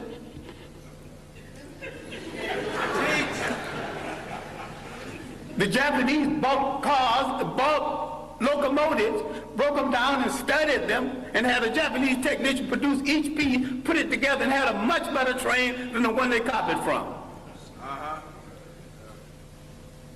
All knowledge in the world belongs to everybody in the world. Yes. Who has programmed our mind in assuming that we cannot run a nation and run it well? The main thing imperialism did, slavery and imperialism, that they removed African people from the respectful commentary of history. And they tell them something they are still telling them, and all of the organized religions are guilty of this. I favor none of it because Africa didn't need any of it. I'm saying that African belief systems, properly understood, is 10 times better than Judaism, Christianity, and Islam. And better for the African. Now you might have some romance with one of these religions. I have no romance with any of them. I have a romance with reality and truth. And the chips can fall where they may after I tell it. As for friends, you have had no friends. When they discovered you, they began to prey on you. Now let's look at our relationship with Western Asia, mistakenly called the Middle East. For 3,000 years, our greatest enemies came from Western Asia. They were trying to avenge the fact that they were once African colonies. You read a book called When Egypt Ruled the East, and you get some of the basic information on this. Now, the first visitors to Africa came in the 1700s BC. These were the people who would later be called Hebrews. Now, black people are ticklish on this because black people think that everything in the Bible is true. I question the intelligence of anyone who thinks everything in the Bible is true or supposed to be true.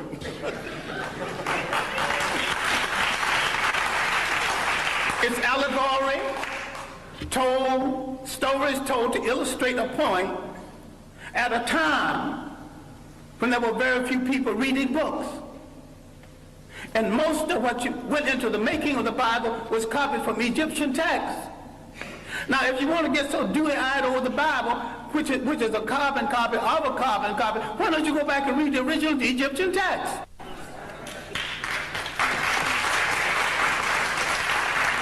Then you see where all these stories started from. You see where the story of the Exodus started from. Now, you get so dewy-eyed, you actually think there was an Exodus. These people walked into Africa. Why couldn't they walk out? Why did they have to go by sea? Why did they see at the park? If you read Egyptian literature, you will discover that the whole story of somebody parting the sea started with about 3,000 years before the Hebrew entrance. I should not use the word Hebrew entrance, before the entrance from Western Asia. Now let's get one thing straight, because black people are confused about all religions. Now I'm not against any religion. I'm a very spiritual human being. I just don't need a preacher to preach no 10 commandments to me when he's a backslider going with some other man's wife. I'm intelligent enough to pick from the 10th commandment, not commandments anyway, but they were omissions of purity at the great school at Luxor, the great African training school. All right, now, let's get into this Western Asia. I'm saying that the people who came from Western Asia escaping famine did not have any Hebrew faith when they came into Africa. And there's no record of a Hebrew faith before there. Why is it that when they left Africa in the so-called Exodus, they had all three? African culture, an African religion, and an African language. Now look at the origin of the so-called people you now refer to as Jews. And you're mistaken using that reference because the word Jew is of European origin. And the people in Europe who call themselves by their name have no relationship to the biblical people of the Hebrew faith. And I'm saying that the people we now call Jews entered world history with their visit to Africa. And when Africa was invaded, 1675 BC, instead of joining the Africans who had been their beneficiary and saved them from starvation, they joined the enemies of Africa. No one has ever returned any favors to us. As a people, we have always been hospitable to strangers, mostly the wrong strangers. And what we have to understand now, in the period of superior brainwashing, is there is no European answer for African problems. Either Africans find a solution to African problems, or there is no solution, and if you don't find a solution soon, you go back into slavery.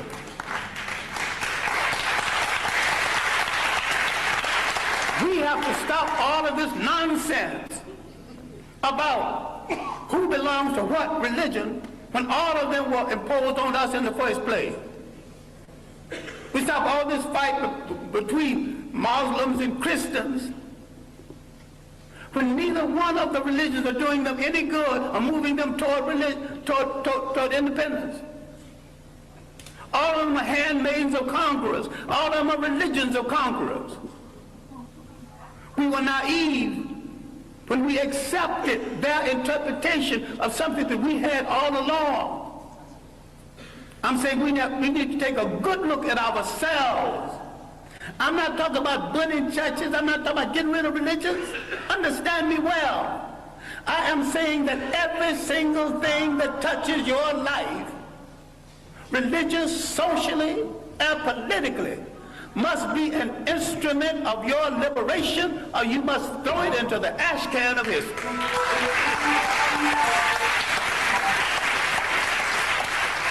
Develop a liberation Islam.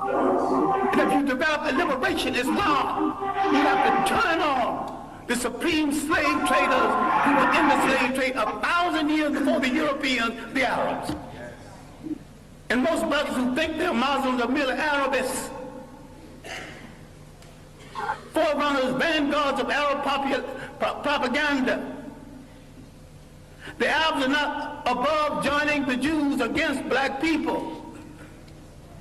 In America, they're already doing it in Detroit. In America, they're already doing it in real estate. You got some dewy-eyed thing that you got a friend. I still ask you to look at that mirror. And if nothing staring back at you is friendly, then you've got no friend. But this is why you start friends. All right. I'm saying something which you need to reconsider. I'm saying that everything that came into Africa, every people that came into Africa, did not come to do Africa any good. Everyone, every religion, and every people who came into Africa declared war on African cultures. They began the bastardization of African people, created confused mulatto who didn't know whether he'd be loyal to his mother's people or his father's people. That confusion is still here. The fascination for the color of the conqueror and the fascination to go to bed with the conqueror. Now that's raw and mean, but it's true. Now, some time ago, a North African leader, Gaddafi, was sending some Libyans to study in Europe. And he told them what any good nationalist would tell students going to study: I'm not sending you to Europe to find a wife. I'm sending you to Europe to gain the technology to come back and make Libya a strong nation, a strong Islamic nation, and a strong Arab nation. And you cannot achieve any of this between the legs of a European woman.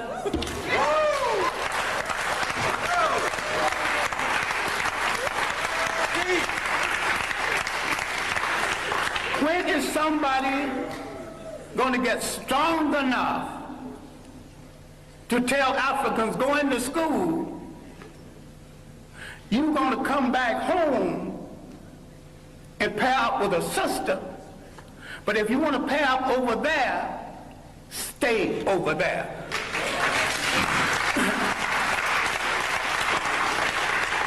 Now, the one thing we have to look at, and I'm sorry, I'm going to have to conclude on this because I've left out a body of information.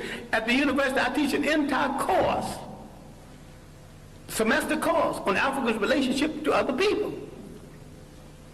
And I devote several semesters to Africa before Europe, the consequences of the coming of the Greeks, who stole a lot that they think is their culture, stole a lot that you think is Greek philosophy. We've been the victims of propaganda. And yet, if you read the Journal of African Civilization, other works,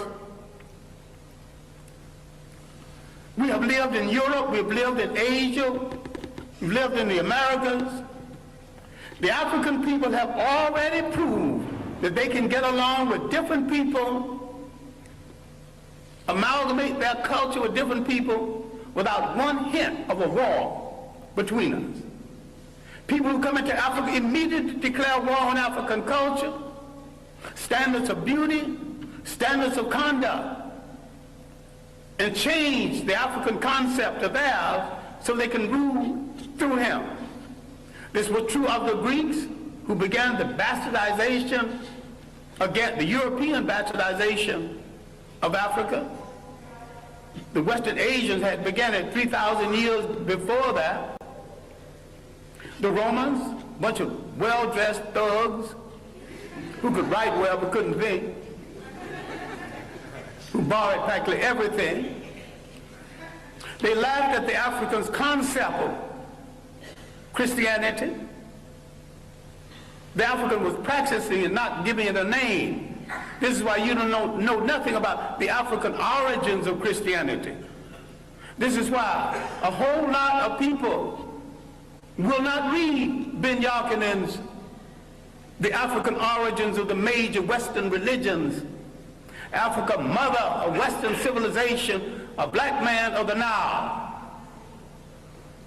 Because he's telling it like it is, but you also will not read white radicals who identified Africa as the origin of the great religions of the world, especially Alvin Boyd Kuhn in his work, Who is This King of Glory? And Shadow of the 3rd Century. We have dealt with John Jackson, another radical black historian, like Man, God, and Civilization. We let some of our great scholars die in hunger, die wanting for friendship.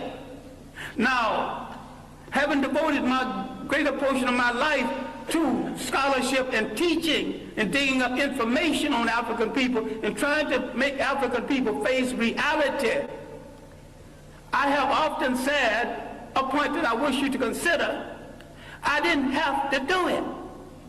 I chose to do it, and if I had to do it over again, I would do it better. But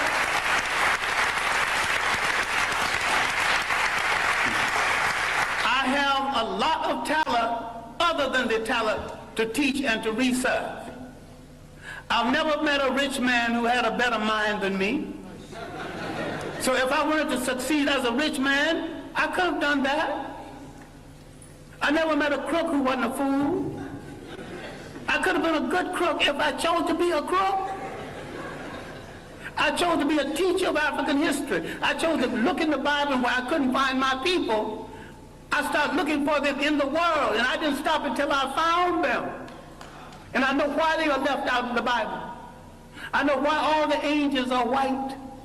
You mean to tell me God is merciful, God is kind, and not one little brown or black angel sneaked into heaven? I ain't buying that. Now the Bible that you get so dewy-eyed over is one of the greatest pieces of propaganda ever written. If you want to read the Bible, why don't you read the Bible one day and read Mein Kampf the next day and see the comparison? That's hard on your mind. Because you think if you don't have Christianity, Islam, or Judaism, you don't have to have spirituality. I've got more spirituality after I put all of them down. And I've got more religion after I put all of them down. All right, now let me conclude something that has no conclusion. We have to look at the impact of Europeans on Africa. All impacts have been negative. The Romans laughed at the early African Christians. Finally, for political reasons, they stopped killing Christians and became Christians. I'm saying the Europeans became Christians for political reasons, as the Arabs became Muslim for political reasons, and as the so-called Jews became Hebrews for political reasons. People use organizations for political reasons, and what we get so dewy-eyed, in fact, we're dealing with the truth. If you look at indigenous African belief systems, if you look at the idea when Africans had no churches of any consequence because these fools came here and said, this is the house of God, and the African looked at that church and said, if God who made the wind, the spring, made the ocean roar, and you're going to tell me he can fit into a little thing you call a church? That is no house of God. So some Africans had the common sense enough to move away from it, and some had the common sense to burn it down. I'm saying that you're closer to God when the further away you get away from organized religions that are all handmaidens of conquest. The Roman Empire developed during the early period of Christianity. Remember, the Roman Empire started in Africa. It rose in Africa. It fell in Africa. A lot of people need to stop reading some religious books and read some straight history without fable, without supposition, without myth. Read straight history. Read the Mediterranean world in ancient times. She's a racist bigot, but her chronology is good. And there's a good history of the European trying to move out of Europe into the Mediterranean to find something to eat, to put on that gosh darn awful European food. He has solved his problem at the expense of other people. The slave trade liberated Europe from the depressed economy they had created with the so-called Crusades and through the famines and the plagues. Europe always solves its problems by preying on people outside of Europe. They are in a position right now that they have betrayed true socialism, which was not of European origin in the first place. And some people are confused between Karl Marx and Groucho Marx. I think a lot of people are Groucho Marxism instead of Karl Marxism. They're funny people. And if you think that system started in Europe. No system as humane as socialism could have started among a bunch of icebox people who pay on their brothers for their breakfast. Read Kwame Colson's work, The History of the Modern World, especially the early chapters.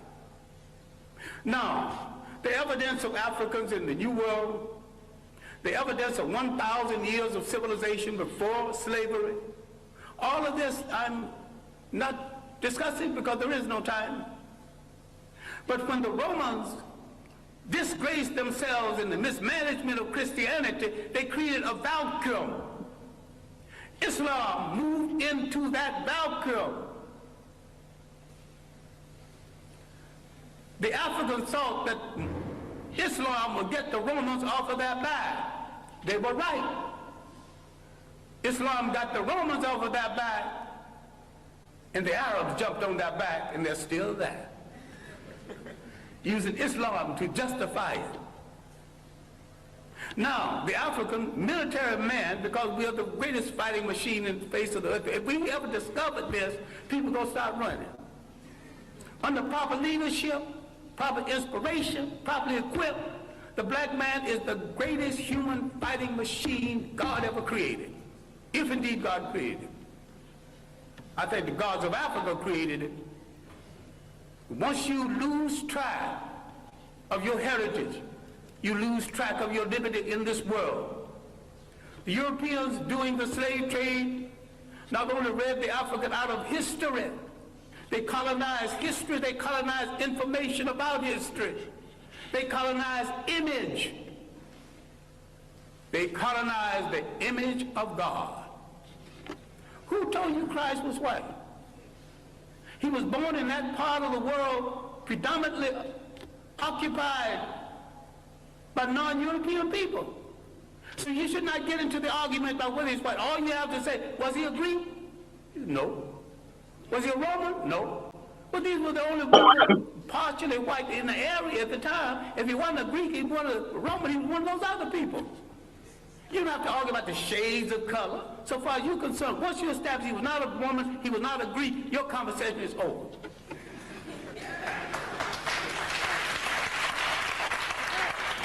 Now, if somebody else want to argue about his shade, well, that's their problem. Then if you got a problem with color, then you got a problem with your mother and your father.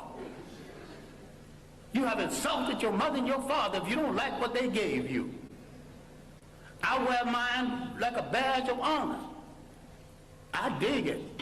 I wear it well. All right. Love it.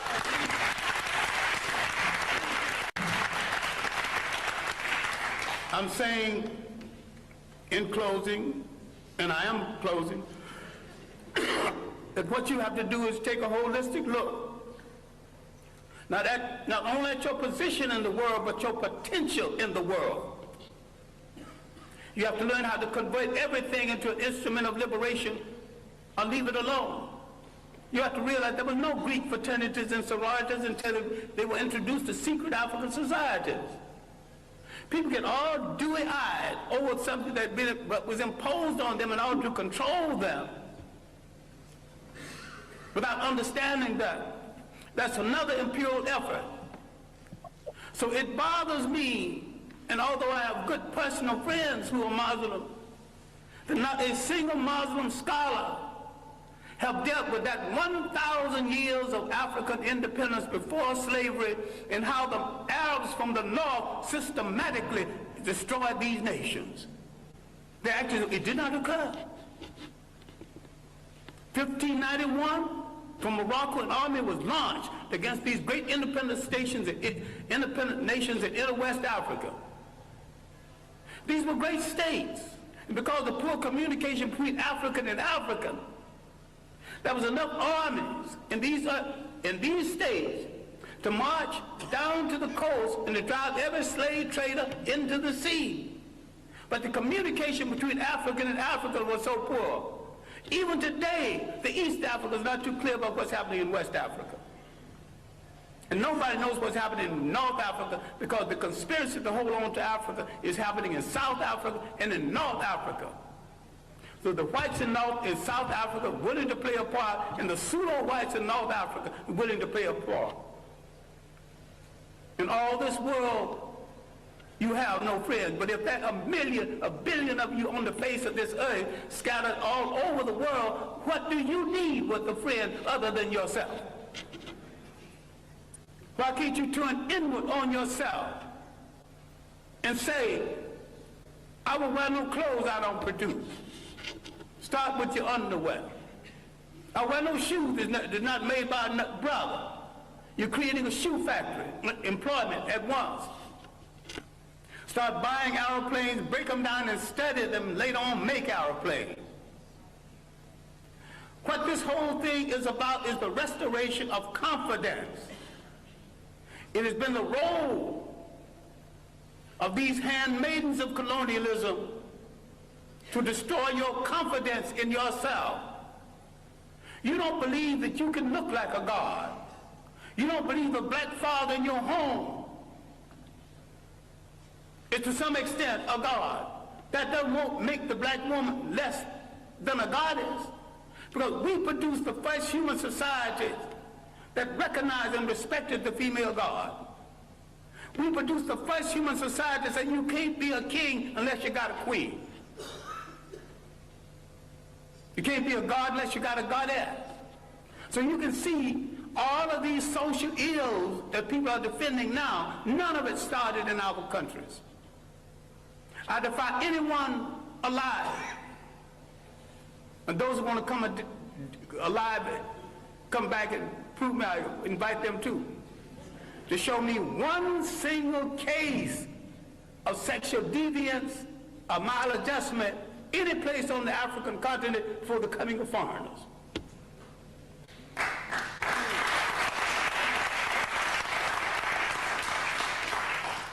I defy you to show me one case of teenage pregnancy, one case of ill treatment of women.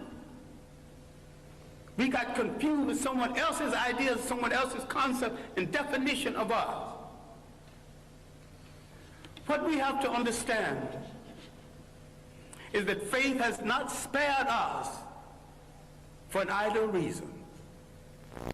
A whole lot of people who've been hit less than us are extinct. What is there in us that made us strong enough to take this heavy blow? 500 years of slavery, one way or the other. Slavery, neo-colonialism. What made us strong enough to survive? What is faith saved us to do? And inasmuch as we gave the world its first humanity, faith has saved us to give the world its last humanity.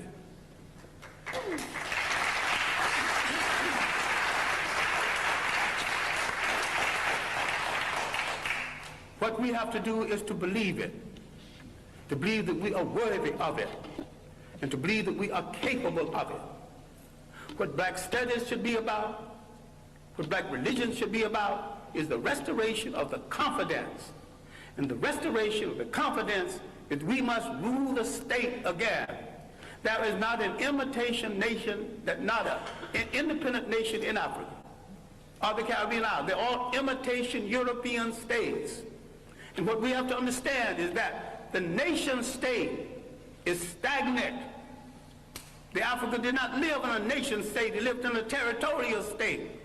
The African learned something that's very basic. Cultures have to be fertilized by cultures. People have to be fertilized by the interaction between cultures and cultures. This insecure European tightened his borders. You know, you got a passport to come here? The word passport is not in any African language. The things he invented to restrict himself, he imposed on other people. Once we gain confidence in ourselves, and once we look at that person staring back at us from that mirror and like what we see, and don't move from that mirror until you like what you see.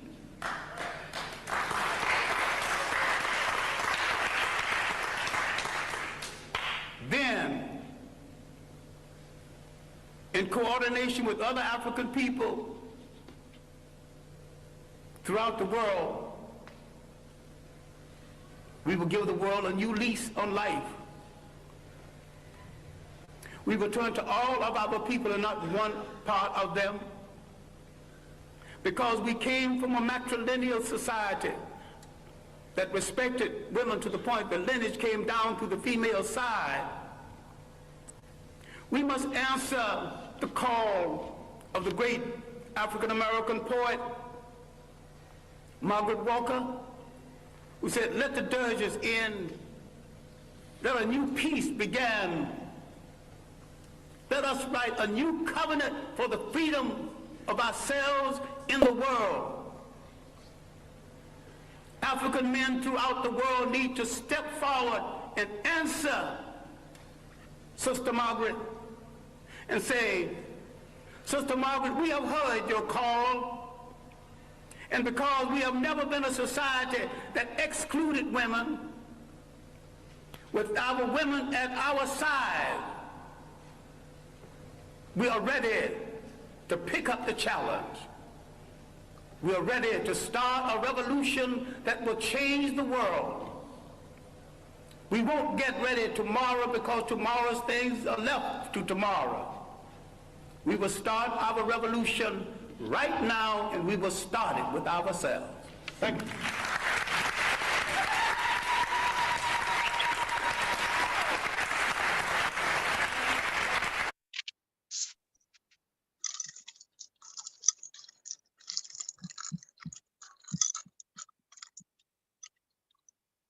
Can I say one thing? Just one. I doubt it, but I doubt if it's just one. But you got the floor, man. Yo. They're gonna take that brother out, dog.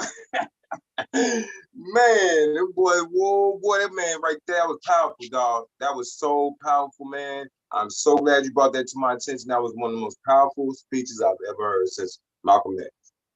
Yeah. I want to say something to it and compliment to what you said. So you know, and I'm just gonna paraphrase and put it in my language, right? And so you say, let's get out of this. What we study. We want to get us out of this study that we do, and just present. Hold on. Please, hey, somebody got to mute, man, because we can't. It's like a lot of feedback. All right, go ahead. Yeah, so you were saying, you want to present something, just to take us off the base of all this history and stuff that we study. And what John Henrik Clarke said was, I don't need to prove. I mean, that African people don't have to prove that they can get along with people, right? They've done it historically, right? And so that's complementary to what Prince was talking about. Is I'm going to enjoy.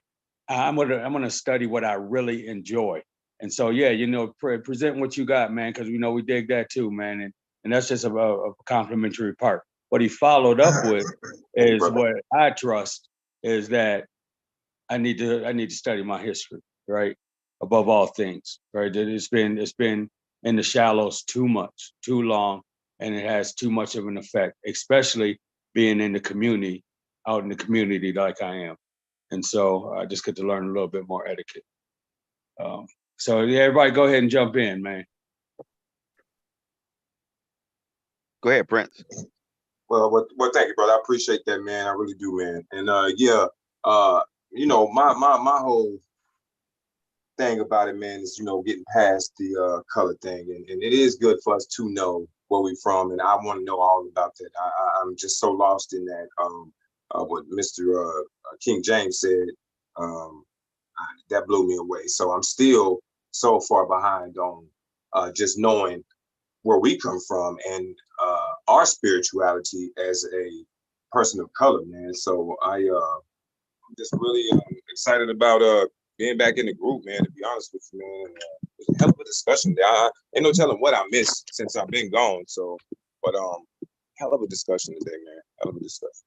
And I can't wait till next week. I guess, like I say, we can talk about it, but I got some headbangers too, baby. I got something that's gonna blow some minds. So it's off of this subject, but it's definitely gonna blow your mind, So that's good. So Queen Amaya is gonna present next week, and And Prince, that's why we don't let up off the gas. That give me time to hook my stuff up, so that's good. Yeah, so that's why me and Jamie don't let up off the gas of what we present to you, man. It's Yes, because sir. you just exactly what you just admitted, man. Because we already know it, man. There's a certain type of people that I recognize that just ain't gonna get it, man. But you're not that guy. So we don't let up off the gas on you, bro. Thank you, sir. I appreciate that. Right. Thank you so much. Carrie, do you want to share something? Wow, that was pretty powerful. My mind keeps saying deception is real. And I feel so deceived. Thank you for that presentation. And thank you all for being here. Okay. You want to talk about none of your notes? Nope, I got to do some processing now. Thank you, though. That's right. That's right. Now see, that's intelligence right there. See, that's pure intelligence right there. See, that's what I be talking about right there. Now, how can you could never definitively conclude unless, I mean, you have to process the information, and then you got to go back to the drawing board and do your own studying and your own looking up, and you got to go open up some books, right? And then you're gonna be like, okay, because not saying that somebody told you something wrong, but you might have something to add on now. They might have missed a part, and you can add on to it. You know what I mean? Or they might have made a mistake. Hey, hold it, man. That ain't what that said. You know what I mean? You know what I mean? So yeah, man, that's intelligence, man. Like it's unlike somebody saying, well, hey, I got the best religion. I ain't finna turn my back on it because this is it. How you know if you don't know no other religion? This is the only religion you know, and you gonna tell me this the best one? Like how can you I'm just saying like intelligently can come to that conclusion, right? You can never do that, right? Not intelligently. Now, if you on some unbiased type stuff, or what do you call it, biased type stuff, well, now, yeah, I get it. Yeah, yeah, Prince. Hey, man, listen, man. Yeah, I appreciate you, King. Hey, sometimes it takes just like the Queen just said. Sometimes it takes you to process information, man, and weigh it out on the scales, King, and see what where your mind take you, right? Where nature takes you, where your natural mind take you, right?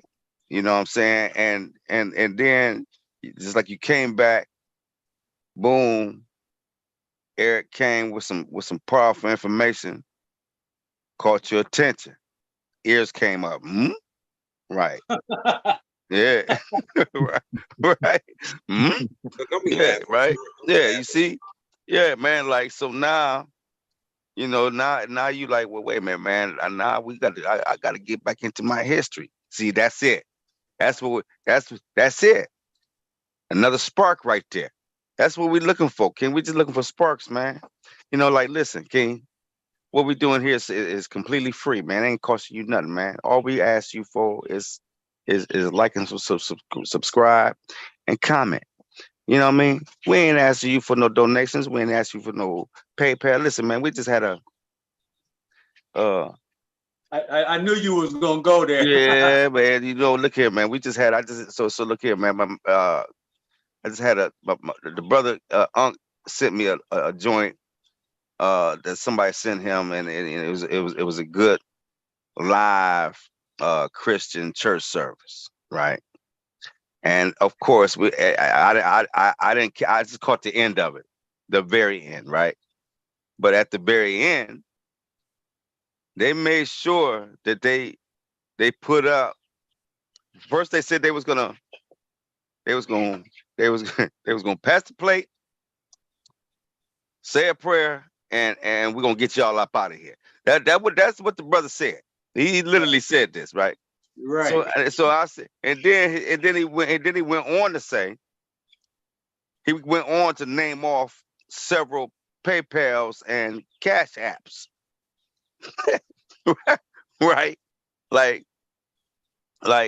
and then, you know, the sister said that she was gonna be available for 30 minutes after the service, right? And for Q&A, right? But the Q&A is limited. You can't just ask any question, right? So this is she's literally stating this, right? You can't just And ask any question. and she got a staff assembled around her to intervene. Yeah, right. So you can only ask questions about that particular sermon now, right? Don't come to me about no revelation and all this other stuff, right? That's what she's telling you. So I'm like, wow, you know, but they hurried up and gave them Cash Apps and and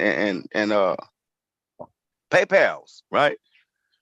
You know what I mean? And like, so all I'm saying is this, man. Like, you know, you want to pay them people for this for some fairy tales, man. I mean, that's fine. I mean, I don't mind, man. I mean, entertainment is entertainment, right? But what I'm saying is this here, man. Like, look, man, we ain't charging nothing, and we giving y'all serious history, serious about real people, about real events. Okay, yeah, okay, King, and so, and we ain't charging you nothing.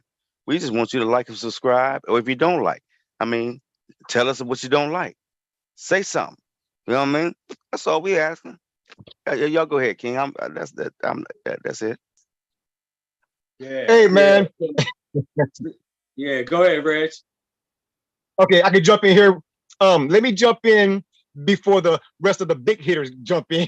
You know please.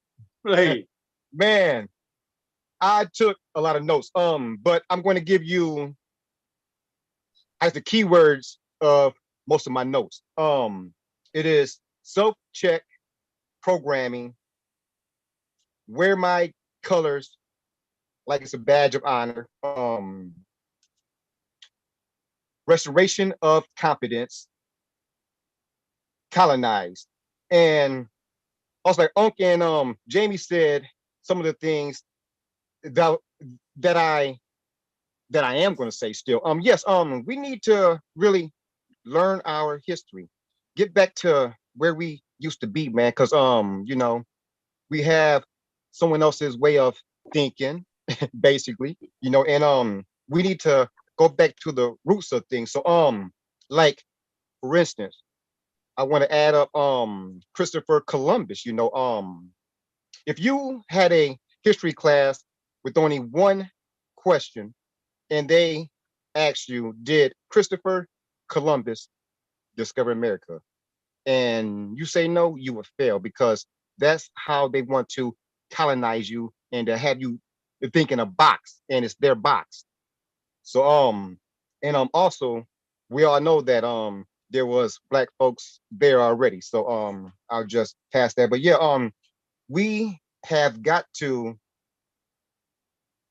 we have gotten away from who we are, man. You know, knowing we're gods and we're kings, man. We're strong, man. We done we was here first, man. We done built pyramids and everything else, man, and done a lot of great things that some folks won't give us credit from doing. But and also like Brother Clark said, finding one case of all this deviant things that happened that the colonizer did in Africa. And he's right. You won't find gay stuff, you know, young girls being at the age of 15 and all this violence, man. I mean, you know, some people are just more violent than others. I'll just say it like that. But yeah, and I'll just share this about me for a hot second. I'm here in Tennessee, man. And trust me, I am. Can you guys hear me? Oh yeah, no doubt. Okay, Yeah. okay, good. Everybody like quiet. Okay, but yes, I'm here, and trust me, I am the only black person in about a 20-mile radius, dude. I mean, Wow. dude, real talk. Wow. And man, I go to stores and I see black folks, man. I'm shaking their hands, I'm hugging them, I'm damn near kissing them, man, I because it's like, feel you. man, I feel you. where you I feel at? you. Where you at, people? You know what I'm saying? I feel you. So uh, and also there's some folks, man, that look, down and look kind of crazy at me, but they know, I know who I am.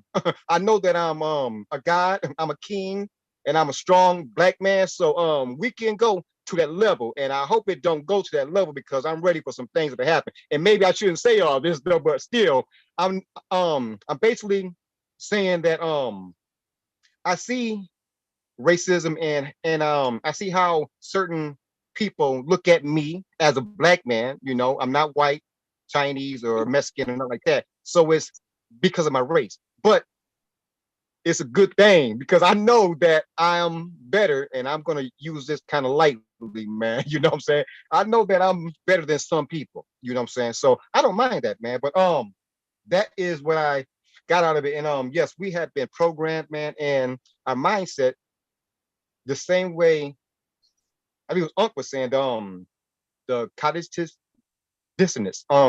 We just, well, some of us or them are just stuck in our ways where we can't get it if we had to, man. And like Brother Clark said, if we don't do things right, we'll go right back in slavery, man, because we don't have our stuff together. I almost want to cuss, but um restoration of confidence. Yeah, okay. And it's time to really pick up the challenge. That's what he said also. And Unc said that, and Jamie did too. Basically by saying, going back and knowing who we are and knowing our history and researching our history, because once we research exactly who we are, that makes us stronger. And I'm already strong, and I am quite sure that you guys are too, though. But sometimes we just need to go back to the beginning and start all over, and then go on from there. Thanks for sharing. But I do appreciate all y'all, man. Real talk. Yeah, that's good stuff, man. Because like I said in the beginning, go back to the Sankofa, the basis of that statement, and progressing forward, the trajectory of that progression is mind blowing, right? And in an enthusiastic way, right? And that's just really impressive to me, man. And Dr. John Henry Clark hit on a lot of topics, man. That could be a lot of topics, and so we'll have this video up on Sankofa for you to review it. And it's one thing to me. It's one thing to me to just be a part of this participation, but I know I consider it lazy. It proves a lack of interest, and dang near a waste of time if I don't research, right? So big ups to Carrie in that process, and everybody that is participating and going to do some stuff with it. I'm glad that Prince was intrigued by my man's statement, and the thing that I say is, and that I do, is, if I find some interest in what somebody said, I like to link up with that person, right? So I can get more of it, so I can get more clarity, and then so we can reciprocate, in conversation and stuff, and thus and learn. And so back to Sankofa, and the trajectory forward is just astronomical to me. So who's next? I know Jamie got something up to share, but let's get the other king in. Let's get Eric in. All right. Well, yeah, man, that was awesome. My hero, one of my heroes, man. Dr. John Henry Clark from Alabama. Right? Yeah, from Alabama. Confidence. Confidence is the key. That's what I took away from that very first time I heard him say it. Very first time I heard the speech. Let me just interject real quick. Did you say that's the first time you heard that speech? No, the first I took from the very first time I heard it years ago. That's what I took away from it. Then confidence. Our confidence must be rebuilt, and it speaks volumes. And it's the same now. It feels the same way. It makes sense. Is that our cultural continuity has been broken. So in addition to cultural continuity, the cultural memory must be restored. So that's the whole concept of what they talk about when they say going back, checking out good and bad, what the past brought, while you keep your feet pointed in the forward direction. Teaching the child what they must know in order to go towards in the future, because that's what we're doing. So the importance is to build the confidence, and knowledge builds confidence. So once we have the knowledge, the confidence comes naturally, where we can share these things, where these things fall off our tongue. Because in the beginning, when I'm walking into this, man, it was a trip because it was hitting me from all different directions, Jack. And the brother who was patient enough with us to keep going, he and I've been connected for about 30 years now. And he has a website. But one of the things he told me, man, was stay armored. Whenever you leave the house, be ready, be prepared. And I carried a briefcase to this day. My books, a few of them ain't never too far away from me. I got them in my backpack, a few pieces, just in case. But wow. Now, since I'm where I am now and still reading and studying, I have a lot of reference material. I can just reference to someone, but there's things that I don't leave the house with, and that's my pistol and some of my guns. I mean, some of my books, because that's important. That's important. You got to stay armored, man, because you got a lot of people want to play games and act, pretend, like I say, cognitive dissonance and other things. But no, when you come with evidence, I don't debate, like Dr. Clark said, it ain't no debate with somebody I'm trying to teach. No, I'm going to debate with those who I'm equally able to debate with. Everyone else, I'm going to either learn from or teach. That's it. So I'm here to study, man, and I take it seriously. You mentioned getting back in the books, and man, I'm waiting for books to come today. Got some more coming tomorrow. And some books I purchased have 2 copies because I've lost books by lending them out. I never get them back, that kind of thing. So when I can, I get 2 copies. So if I have to give one, I'll pass one off and let someone hold on to one. We can study. They got a copy, I got a copy. We can work like that. That's helpful. That's what I'm trying to do. I try to double some of my copies. Yeah. Nice. Yeah. So that's good, man. So you mentioned that you mentioned your teacher, and he has a website. Can you also put that up on Sankofa? Oh yeah, he would love that. And he does. We get together and do Zooms, and man, we will go. We may say it's going to be 45 minutes. We done ran it 3-4 hours, man, because he's just got he's sitting in his in his library, so he's got information and he's showing stuff. And he's got a book list recommended reading too. So yeah, for sure, I will. Man, I'd love to join in on that, man. No doubt about it. For sure. Oh yeah. Yeah, for sure, man. Yeah. I'd love to have that, man. I'll share. As a matter of fact, well, my phone's not available now, but I'm almost doing 2 Zooms at once. My wife is doing that one right now, but I'll send that information. I sent the request for the I seen that Facebook deal. That. So once I get my phone back, I'll start shooting some stuff. But before we disconnect today, I want to share something with you guys. But not now, just whenever we've done with presentations, and because I want to go get my phone and do that. But we can keep going. No doubt, man. No doubt. I seen your invite, and when we get off this call, I'll accept your invite. Okay. Okay, and then Jamie got something up there. And then after that, you can share what you want, and then we can, decide what we're gonna do after that. Hey, Prince, did you got something you wanna add, King? Thank you, brother. I appreciate that. Yeah, I All was right, I just was gonna gonna say, get you, listen to him like I wasn't gonna include him. There you go. You know, I was just messing with you. Hey, check it out though. I think on a serious note though, man, for us to really get the restoration and confidence level back, man, I think that certain things in the Americas needs to change in the Black community. The ghettos, I need the fences down. I need a lot of it's just got to be a lot of things. And then brother said something. He said some of us just don't want to know, some of them just don't care, whatever. Man, that's just because it took 400 years to get us to act that way they got us, and it's gonna take about 400 more years to get us all on the same note again. That's just that simple, man.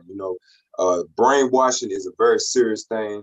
PTSD is a very serious thing, and all these drugs that they got everybody on and all that is keeping us all just dumbfounded. But like I say, man, whenever not next week, but week after that, man, I got a headbanger for you. I mean, and it's just like this, how they whitewash things and they change history. Well, this is just gonna blow you away. It's gonna be on some space age, technology age that we in, propaganda. Who in the hell is the government? And I mean, it's just gonna blow you away how behind we are in technology and how we let these powers that be get out of control. And now it ain't no stopping. There's just no stopping. No stop. So, yeah, Hey, so hold on, one. Like, listen. Now, okay, now like next week is the Queen is going to do a presentation, and then the week after that, I think that's the first Sunday, right? That's the first Sunday. Right. So then we got Nico is doing his book reading, and then after that, Prince, it's on you, King.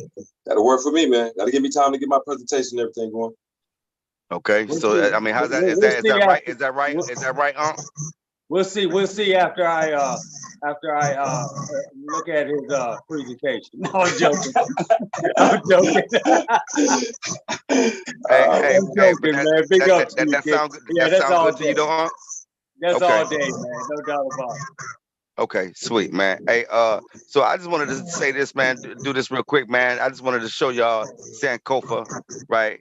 And it shows the pronunciation. It's the word in the Twi language of Ghana, meaning to retrieve, literally, to go back and get.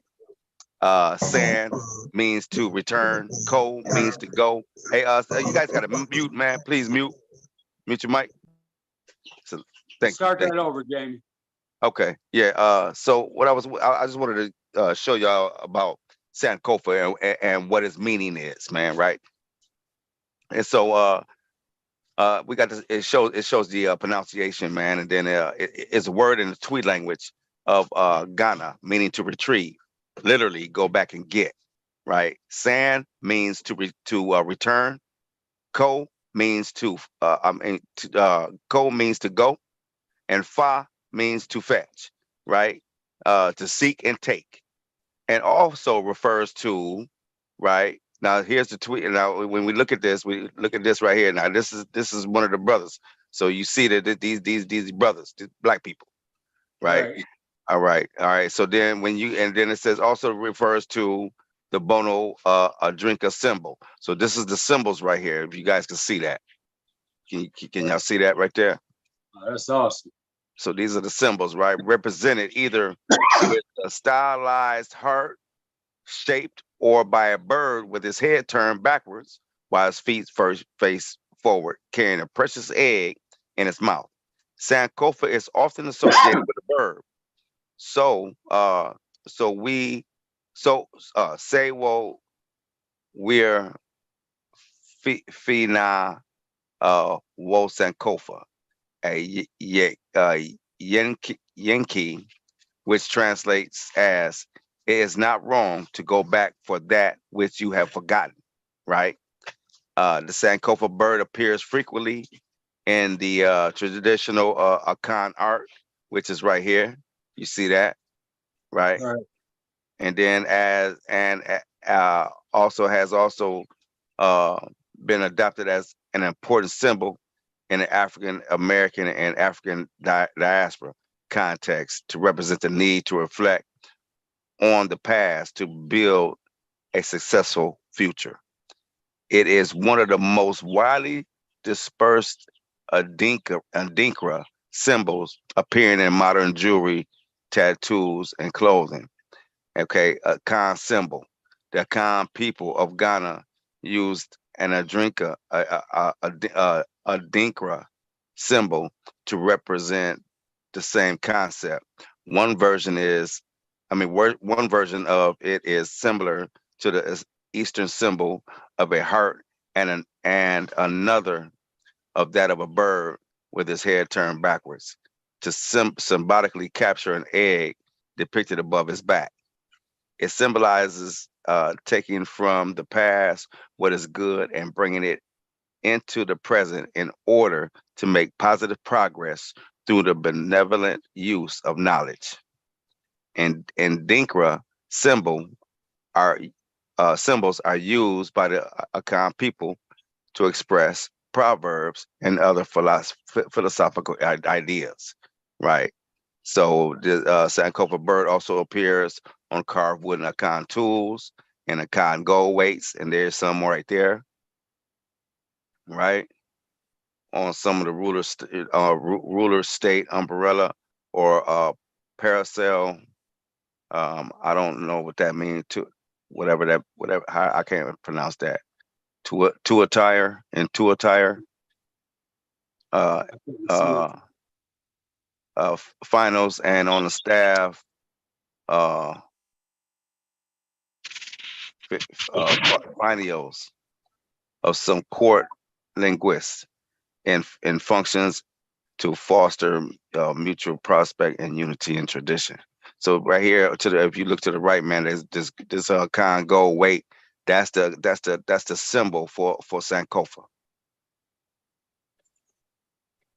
Right, right. So this is me and Unc. We just we came up and decided that this will fit what we trying to do here, man. So we said that the 180, we kind of tossed that up, and it just seemed like you wouldn't do the 360 because you end up where you started off at. Go back to that dumb shit. You're damn right. You're damn right. And so we just started to say we just do the 180 because that's going back. So then when you do the 180, you start in one direction and then you turn around and then you go back the other way. You know what I'm saying? We're gonna go back real quick. That's what we're gonna do. We're gonna do 180 degrees. We're gonna do the 360 and end up where we started. Yeah, that You know what I 360, mean? that's that European tech. That's that European shit. Yeah. So that was the concept of the group, and this is what we are trying to push, King. All right, this is our mission. This is what we pushing, man. We want to go back and retrieve, man. Go back and get what we had lost, man. And that is some of us we have lost our mind. Some of us have lost our way. Some of us, you know what I'm saying, and so we just need to find that, man. You know what I mean, and you know look, man, ain't nothing to be embarrassed about. It ain't your fault. It ain't nobody's fault, man. We just didn't know. All right. But see, now you don't have an excuse, King. No one has an excuse no more. All right. It's no more. There ain't no excuse no more, man. So, right. It's 2023. There's no reason why a grown man or woman should be still, really like taking this stuff to, you know, putting their life on it. Listen, man, you gotta. It's too much, way too much information out here. The brother Eric, he got books for days and books that he recommend. I got books. Unc has books. You know what I'm saying? I got a few books. Unc got quite a few books. I'm just saying, man, like listen, man. We need to get back to where we were at, man. Like the brother Romeo said, like Unc been saying, You know, like Prince said, we need to get back. You know what I'm saying? And we can do better than we did in Kemet. We could do better than that. We could do better than Nubia. You know what I'm saying? You know, we can do better than that, King. We can go farther, right? We could take it. We could take it way up. We could take it above all that, man. It's just, and it's about our true history, and this what we were saying about this. As far as the history is concerned, King, we got to understand that everybody is not teaching the same history. We can all be black. We can all be, melanated. You know what I'm saying? Right? Doesn't mean that you're teaching the real, the true history. You know what I mean? You know, you still teaching his story and not history, man. Not real, true events, right? It's past ancient events, right? You so listen, man. So this is the thing, man. So like so you got people that think that our history starts with slavery. You got people, just like the brother said, that you got people that think that the Bible, I mean that the world was made in 4004 BCE. Like, I mean, like, oh, you got those, man. And so that's the history that these people is teaching, right? And so this is what I'm saying, King. We gotta, something gotta happen, man. Something gotta happen, man. Something gotta happen. Go ahead, King. I pass it. Yeah, you good. You good. So this is a real good session, man. This is a real good session. I really appreciate, Reg, man. You hit me off from the giddy. You know what I'm saying? So tough, man. I had to contemplate for about a yard, man, a full yard, and get my G's up, man. So thank you for that, man. And Eric, man, I really appreciate you being on, man. It just fills my it fills my craving, right? Awesome. So I'm also look you up. I don't just talk about stuff and not do it, man. I was saying, we find something intriguing, man, and try to connect with it and finesse that game, man. So I'm gonna hit you up on Facebook, man. So we can communicate on Messenger, all that kind of stuff, man. And okay. And then Prince, man, you my dude, man. I love your growth, man. I love your inspiration. I love your stance, and I love your stance and your interest. All I say is, continue to put more time in our African history, man. Our Nile Valley history and the culture, right?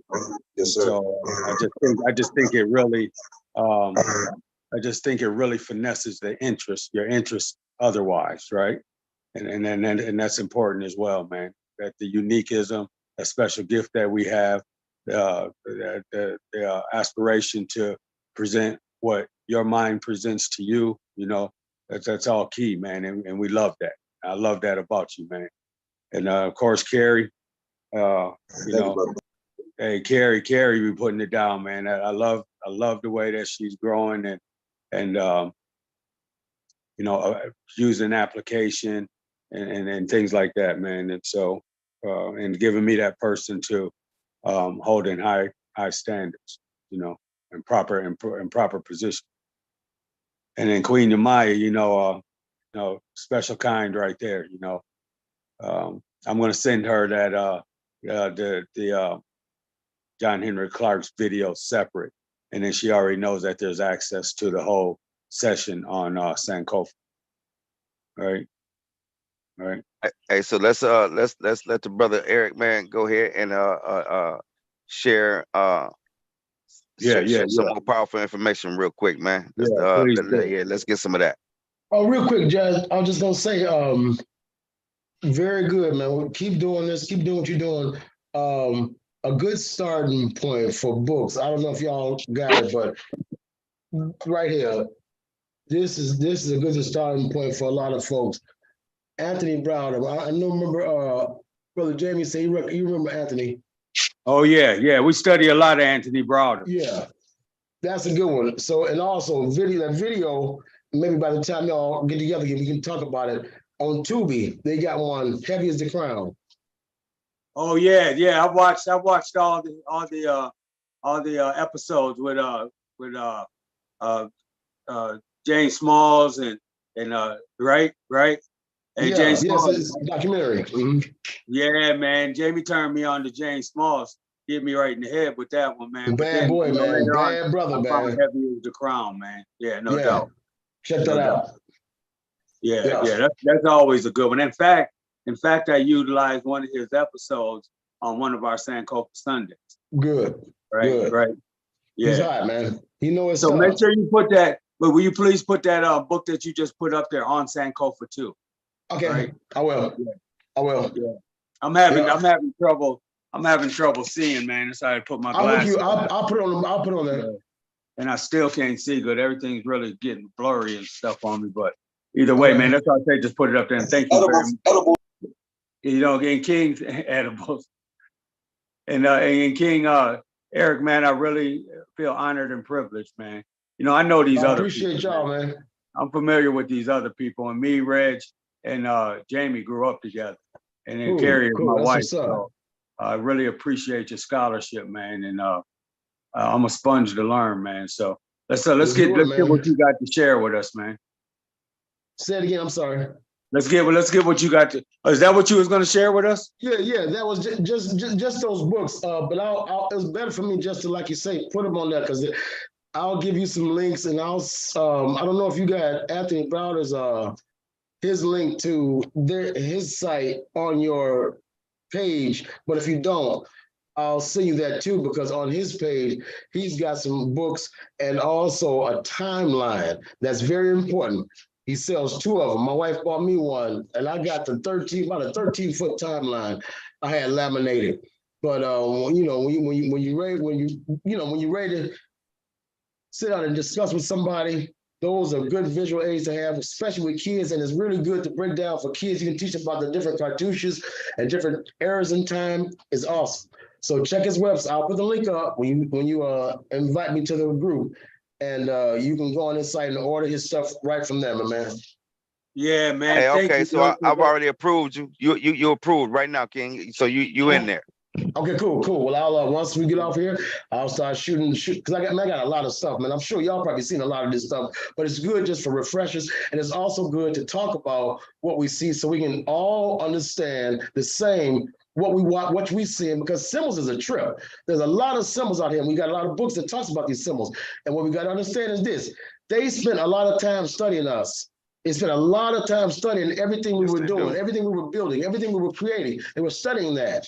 And they Studying came us away right with now. They're studying what we're talking about right now.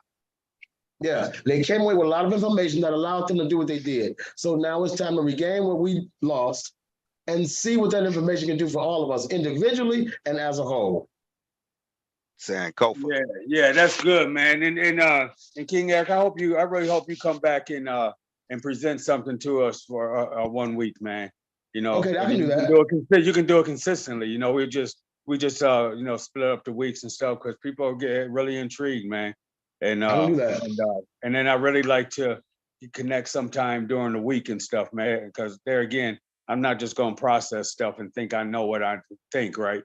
I like to definitely, man. get in with the thoughts. Yeah, we can plug up, man. Anytime I'm outside of work, man, I'm studying, really, to be honest. So yeah. And I wanted to say one thing. Books are just, at the crib. Okay, bet. I wanted to say one thing about what Reg talked about was, Reg is living off grid, right? He grew up in the big city, right? But he living off grid, and he got away. I'm thinking he got away to get away from all of that, right? That's to get away right. from, and he still got to go into town and face it, right? How much different, Reg, is that from going to, from you living out there? Now, I know there's a big difference because it's yours, but my question is, how different is that experience going into town than going into Langsburg or DeWitt or, Grand Ledge or, on and on, how much different is that experience to you? It's worse. Here, people pretty much express their racism. You know what I'm saying? It's like, yeah, you do. We racist. You know what I'm saying? But you know, in Michigan and stuff, man, some of them might be racist, but they won't give you that look or say nothing to you though. You know, they are undercover racist. But here, oh yeah, man, they'll look down their nose, man, they'll snarl up at you and some more stuff. But I really don't let it phase me, man. But it is different because you know it's in the South, I guess. You know what I'm saying? Yeah. You know, I'm in Tennessee and everything, but He said, yeah. It's kind of bad though. It's kind of bad. It's kind of bad, but you know, why won't you move, bro? Why won't you move? No, he moved out there. He lived off grid. He lived off grid. He made his land. He made his land. He don't need to go nowhere. No. What's up? You need a roommate? You need a roommate, dog? You need a roommate? Hey, so my point is. Hey, I might, man. Yo, we gonna touch base after here. We gotta connect, man. Cause I'm trying to get off the grid too, baby. Okay, yeah. Same thing. Like the brother. Hello? You hear me? Say it again. I'm froze. No, you say it again. Say it again, Brett. I froze up for a second. Okay. Like the brother said, brother Eric said, he said, yeah, man,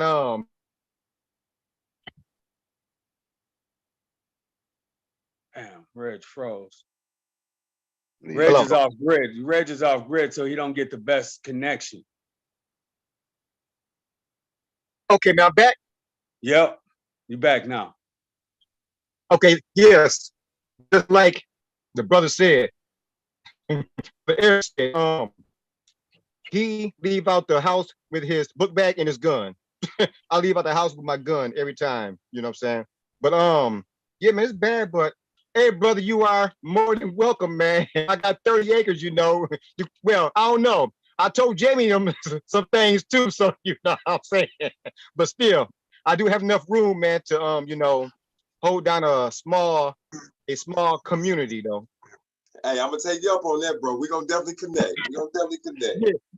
Yeah. I ain't forgot about you, bro. Hey, I'm gonna tell you, man, because we're at the time right now where, that should be on everybody's mind at this point, man. Like, because like, it's a lot of shit going on with Ukraine and Russia and the United States, man. It's a lot of shit going on, man, and motherfuckers ain't really. I mean, excuse my language, but people ain't really saying, King. But literally, man, we at war. Yeah. You feel me? We literally at war, man, and people ain't even really saying it because they don't want people to panic or whatever. But King, we done entered in basically World War III, King. We done basically entered into World War III, They don't want people to get ready. That's what they don't want.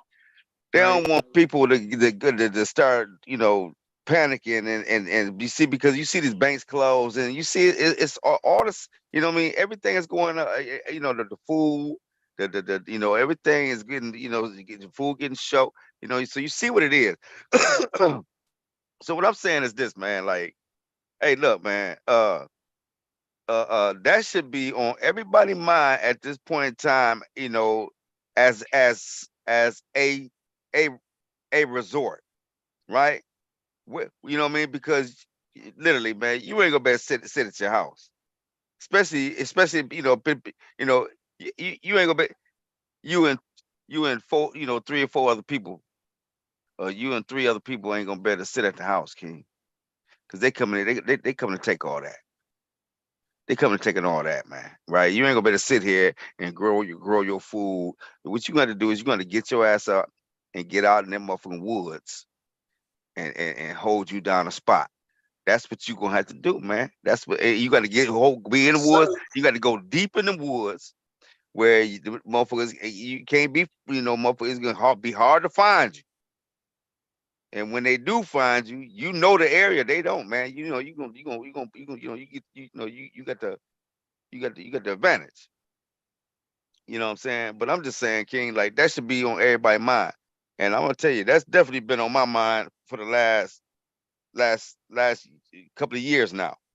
You know what I'm saying? Just the way things, the events has been playing out. You know what I'm saying? It's like, look, man, we're gonna have to start thinking about, something else, man, because I mean, like, next thing gonna be coming is, you ain't gonna have no power. You ain't gonna have electricity. You know what I'm saying? That's the next motherfucking thing, man. The next thing, when warfare hit, first thing they're gonna hit is your electricity, your food supply, your water supply. You know what I mean? That's the first three things they go out, man. They get hit first. You know what I'm saying? Them the them three things right there, King. So, they're already on our water, they already done hit our food. You know what I mean? You know what I mean? You feel me? Banks is closing. You know what I mean? Hey, if you own a home, I just want to throw this out there. If you own a home, Tesla is giving away free solar panels just for you to put them on your home and get that Tesla box. Just let you know, real shit. That's real talk. Hey, let me tell you, man. Let me tell you, ain't nothing free, man. I got solar panels, and I get the pitch, I get the all that. I'm telling you from experience.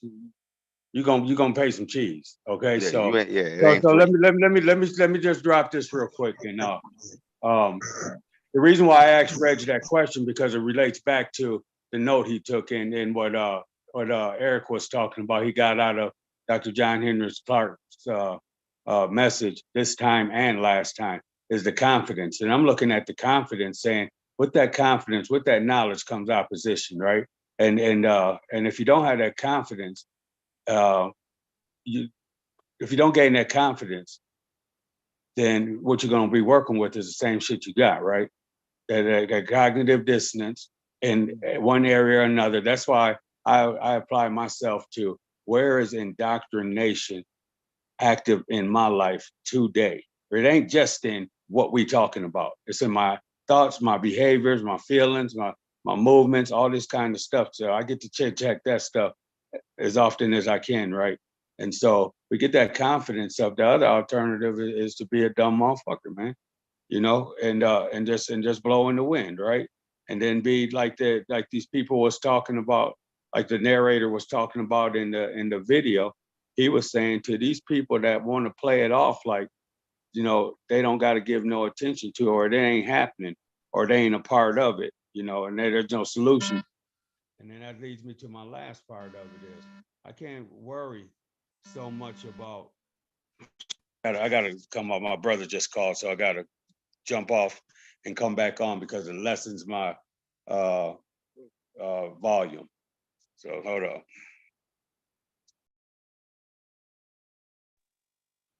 Hey. Yeah. Go ahead, King. Go ahead. Okay. Yeah, man, if I can add real quick, man, about the solar panels and things like that though, man. But also owning land, it all depends on how much you have. The government gives you free money as grants, and they will help you get fencing, a well, solar, and things like that. And I had the hookup, and I should be getting damn near probably about $38,000 like any day now, just because I have land. And they give out grants to help farmers or land, so I guess owners to build and reconstruct and things like that though. So I just want to throw that out there in the window. But yeah, man, they giving out free money, bro. So are you saying you getting your panels for free or through a grant? Yes and no. They're going to give me money for it, and I had to use it wisely. For my fencing, my water well, and my panels, or whatever else that I want to do, a big tractor or something like that though. But yes, sir, it's free money. Hey, but that's only in that instance though. Like it's different for your house though. King. So exactly It's what I'm different, saying. a whole different program. Exactly what It's I'm a whole saying. different program. Yeah. You live in the city, you're gonna pay some cheese for them panels. It's a sales tactic, man. So we went in and knowing it. We already know it. I mean, I'm a sales owner, right? I get it, right? I get the marketing, I get the pitch, all that kind of stuff. So You know, one day it may be free. But what Red's talking about is a whole different government, right? And I believe you can get grants and all that stuff. And what did you say, Carrie?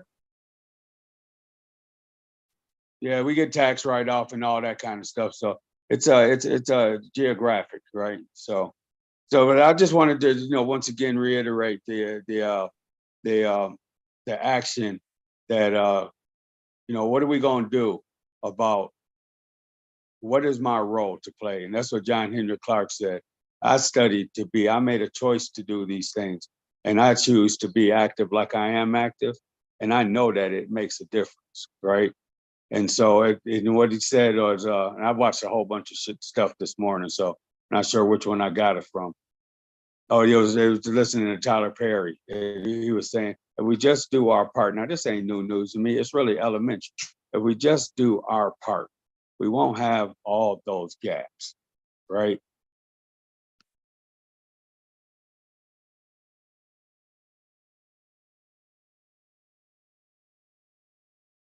So that's my little spiel on it. Hey, Kings, I'm gonna have to get off. I can't. Everything is blurry to me, so I can't even adjust it with my eyes and with my glasses. So if you guys are gonna do that after thing, I'll probably just sit and listen. I'm gonna have to go down, but I'm You all right, bro? Yeah, I'm good, man. It's part of the demo that I go through, man, and stuff like that. So it's part of diabetes, part of that system from the strokes. I mean, you can tell by my demeanor and how I talk, but I flow, right? I flow fluent, and I'm moving the finesse heavy game. So, hey Prince, mute your mic, King.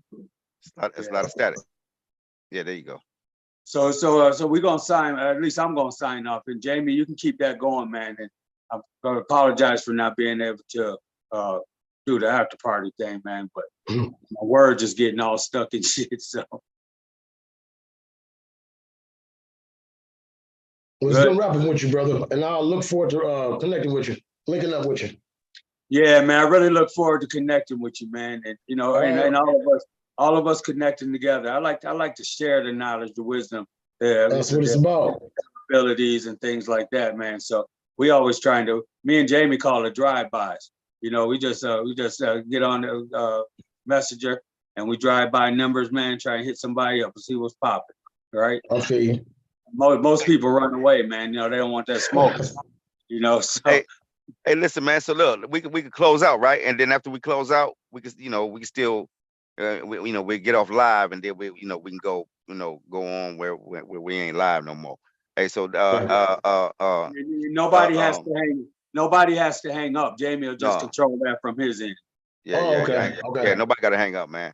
Hey, so hey, go ahead and close out, King, real quick before you leave. Yeah, so thank you everybody for presenting, participating, and I'm gonna let Jamie close out because my vocals is not right now. All right. Hey, yeah. All right. Eric, go ahead, man. Close out, King.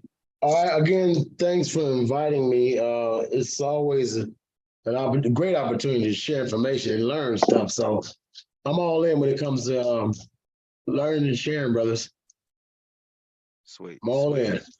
And I appreciate your longevity and that teaching aspect, man. You know, that teaching aspect. I know you share humbly, but there's a boldness and a necessity within that content, man. In this in these roads we pass, man, because you're dealing with two people for sure on this topic, on the comedic ascension part, right? Is me and Jamie for sure, right? And then I know Carrie is interested, and I know that Prince is learning, and he has a fantastic mind with what he is involved in. I love the stuff that he shares, right? And so, but the comedic stuff, I'm locked in, and I respect your scholar, man. Great. Well, I'm ready, man. Whenever y'all get, let me know. Hey, I'm okay with that too. Sweet. Romeo, go ahead and close out, King. All right, man. I appreciate you kings and you queens, Carrie, and also the queen. Queen Yamida. Yep. Exactly. Sorry, bro. I'm bad with names, man. But hold on for a second. She said something. Give me a hot second, man. I just forgot what I was gonna say regarding what she said, but regardless of that though, man. Okay, here's right here. It is a good thing to have people around you with like-minded people, you know what I'm saying? Because sometimes it's hard to find, you know.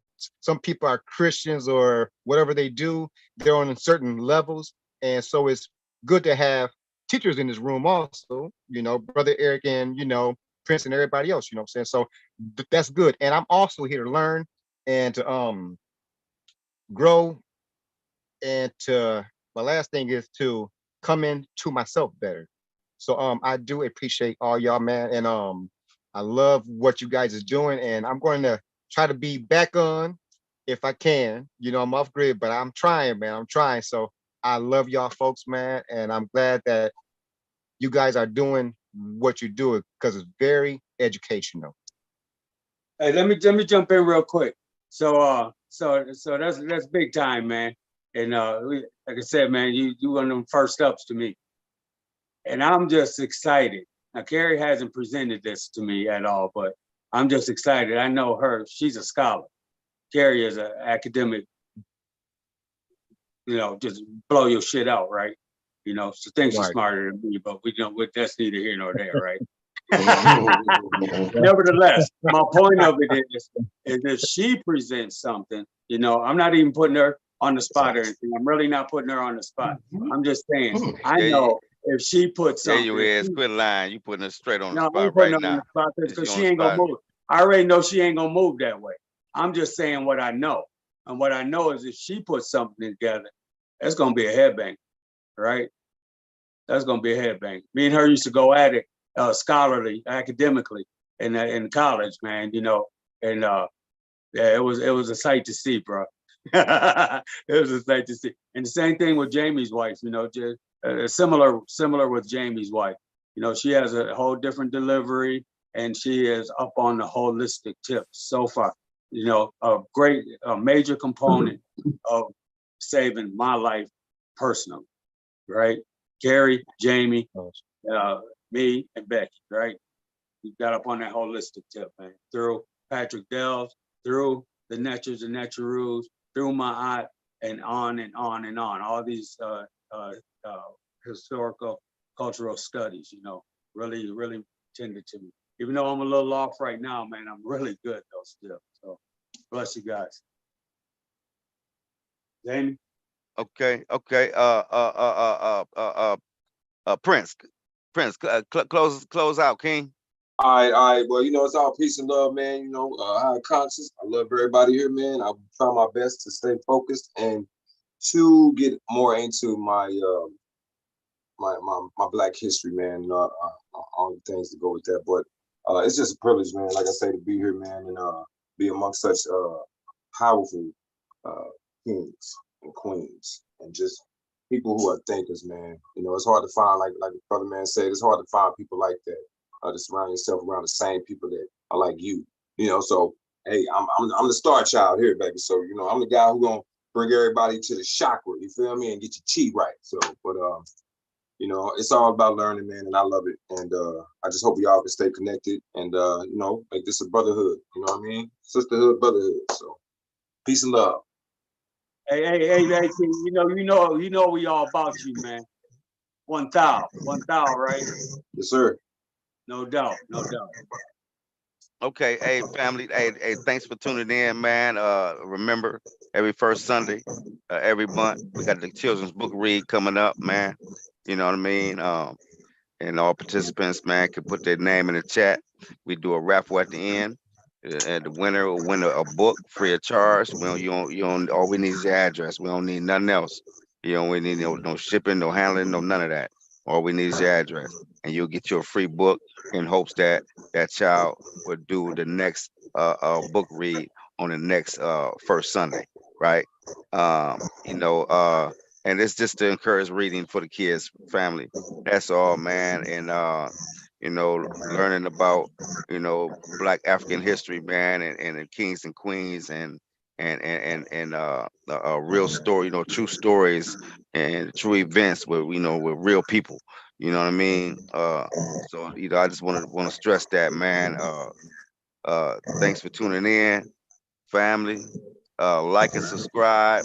Like I said, we ain't looking for no donations. We ain't looking for no cash apps, no none of that, man. Like, what we doing here, man, is we just, we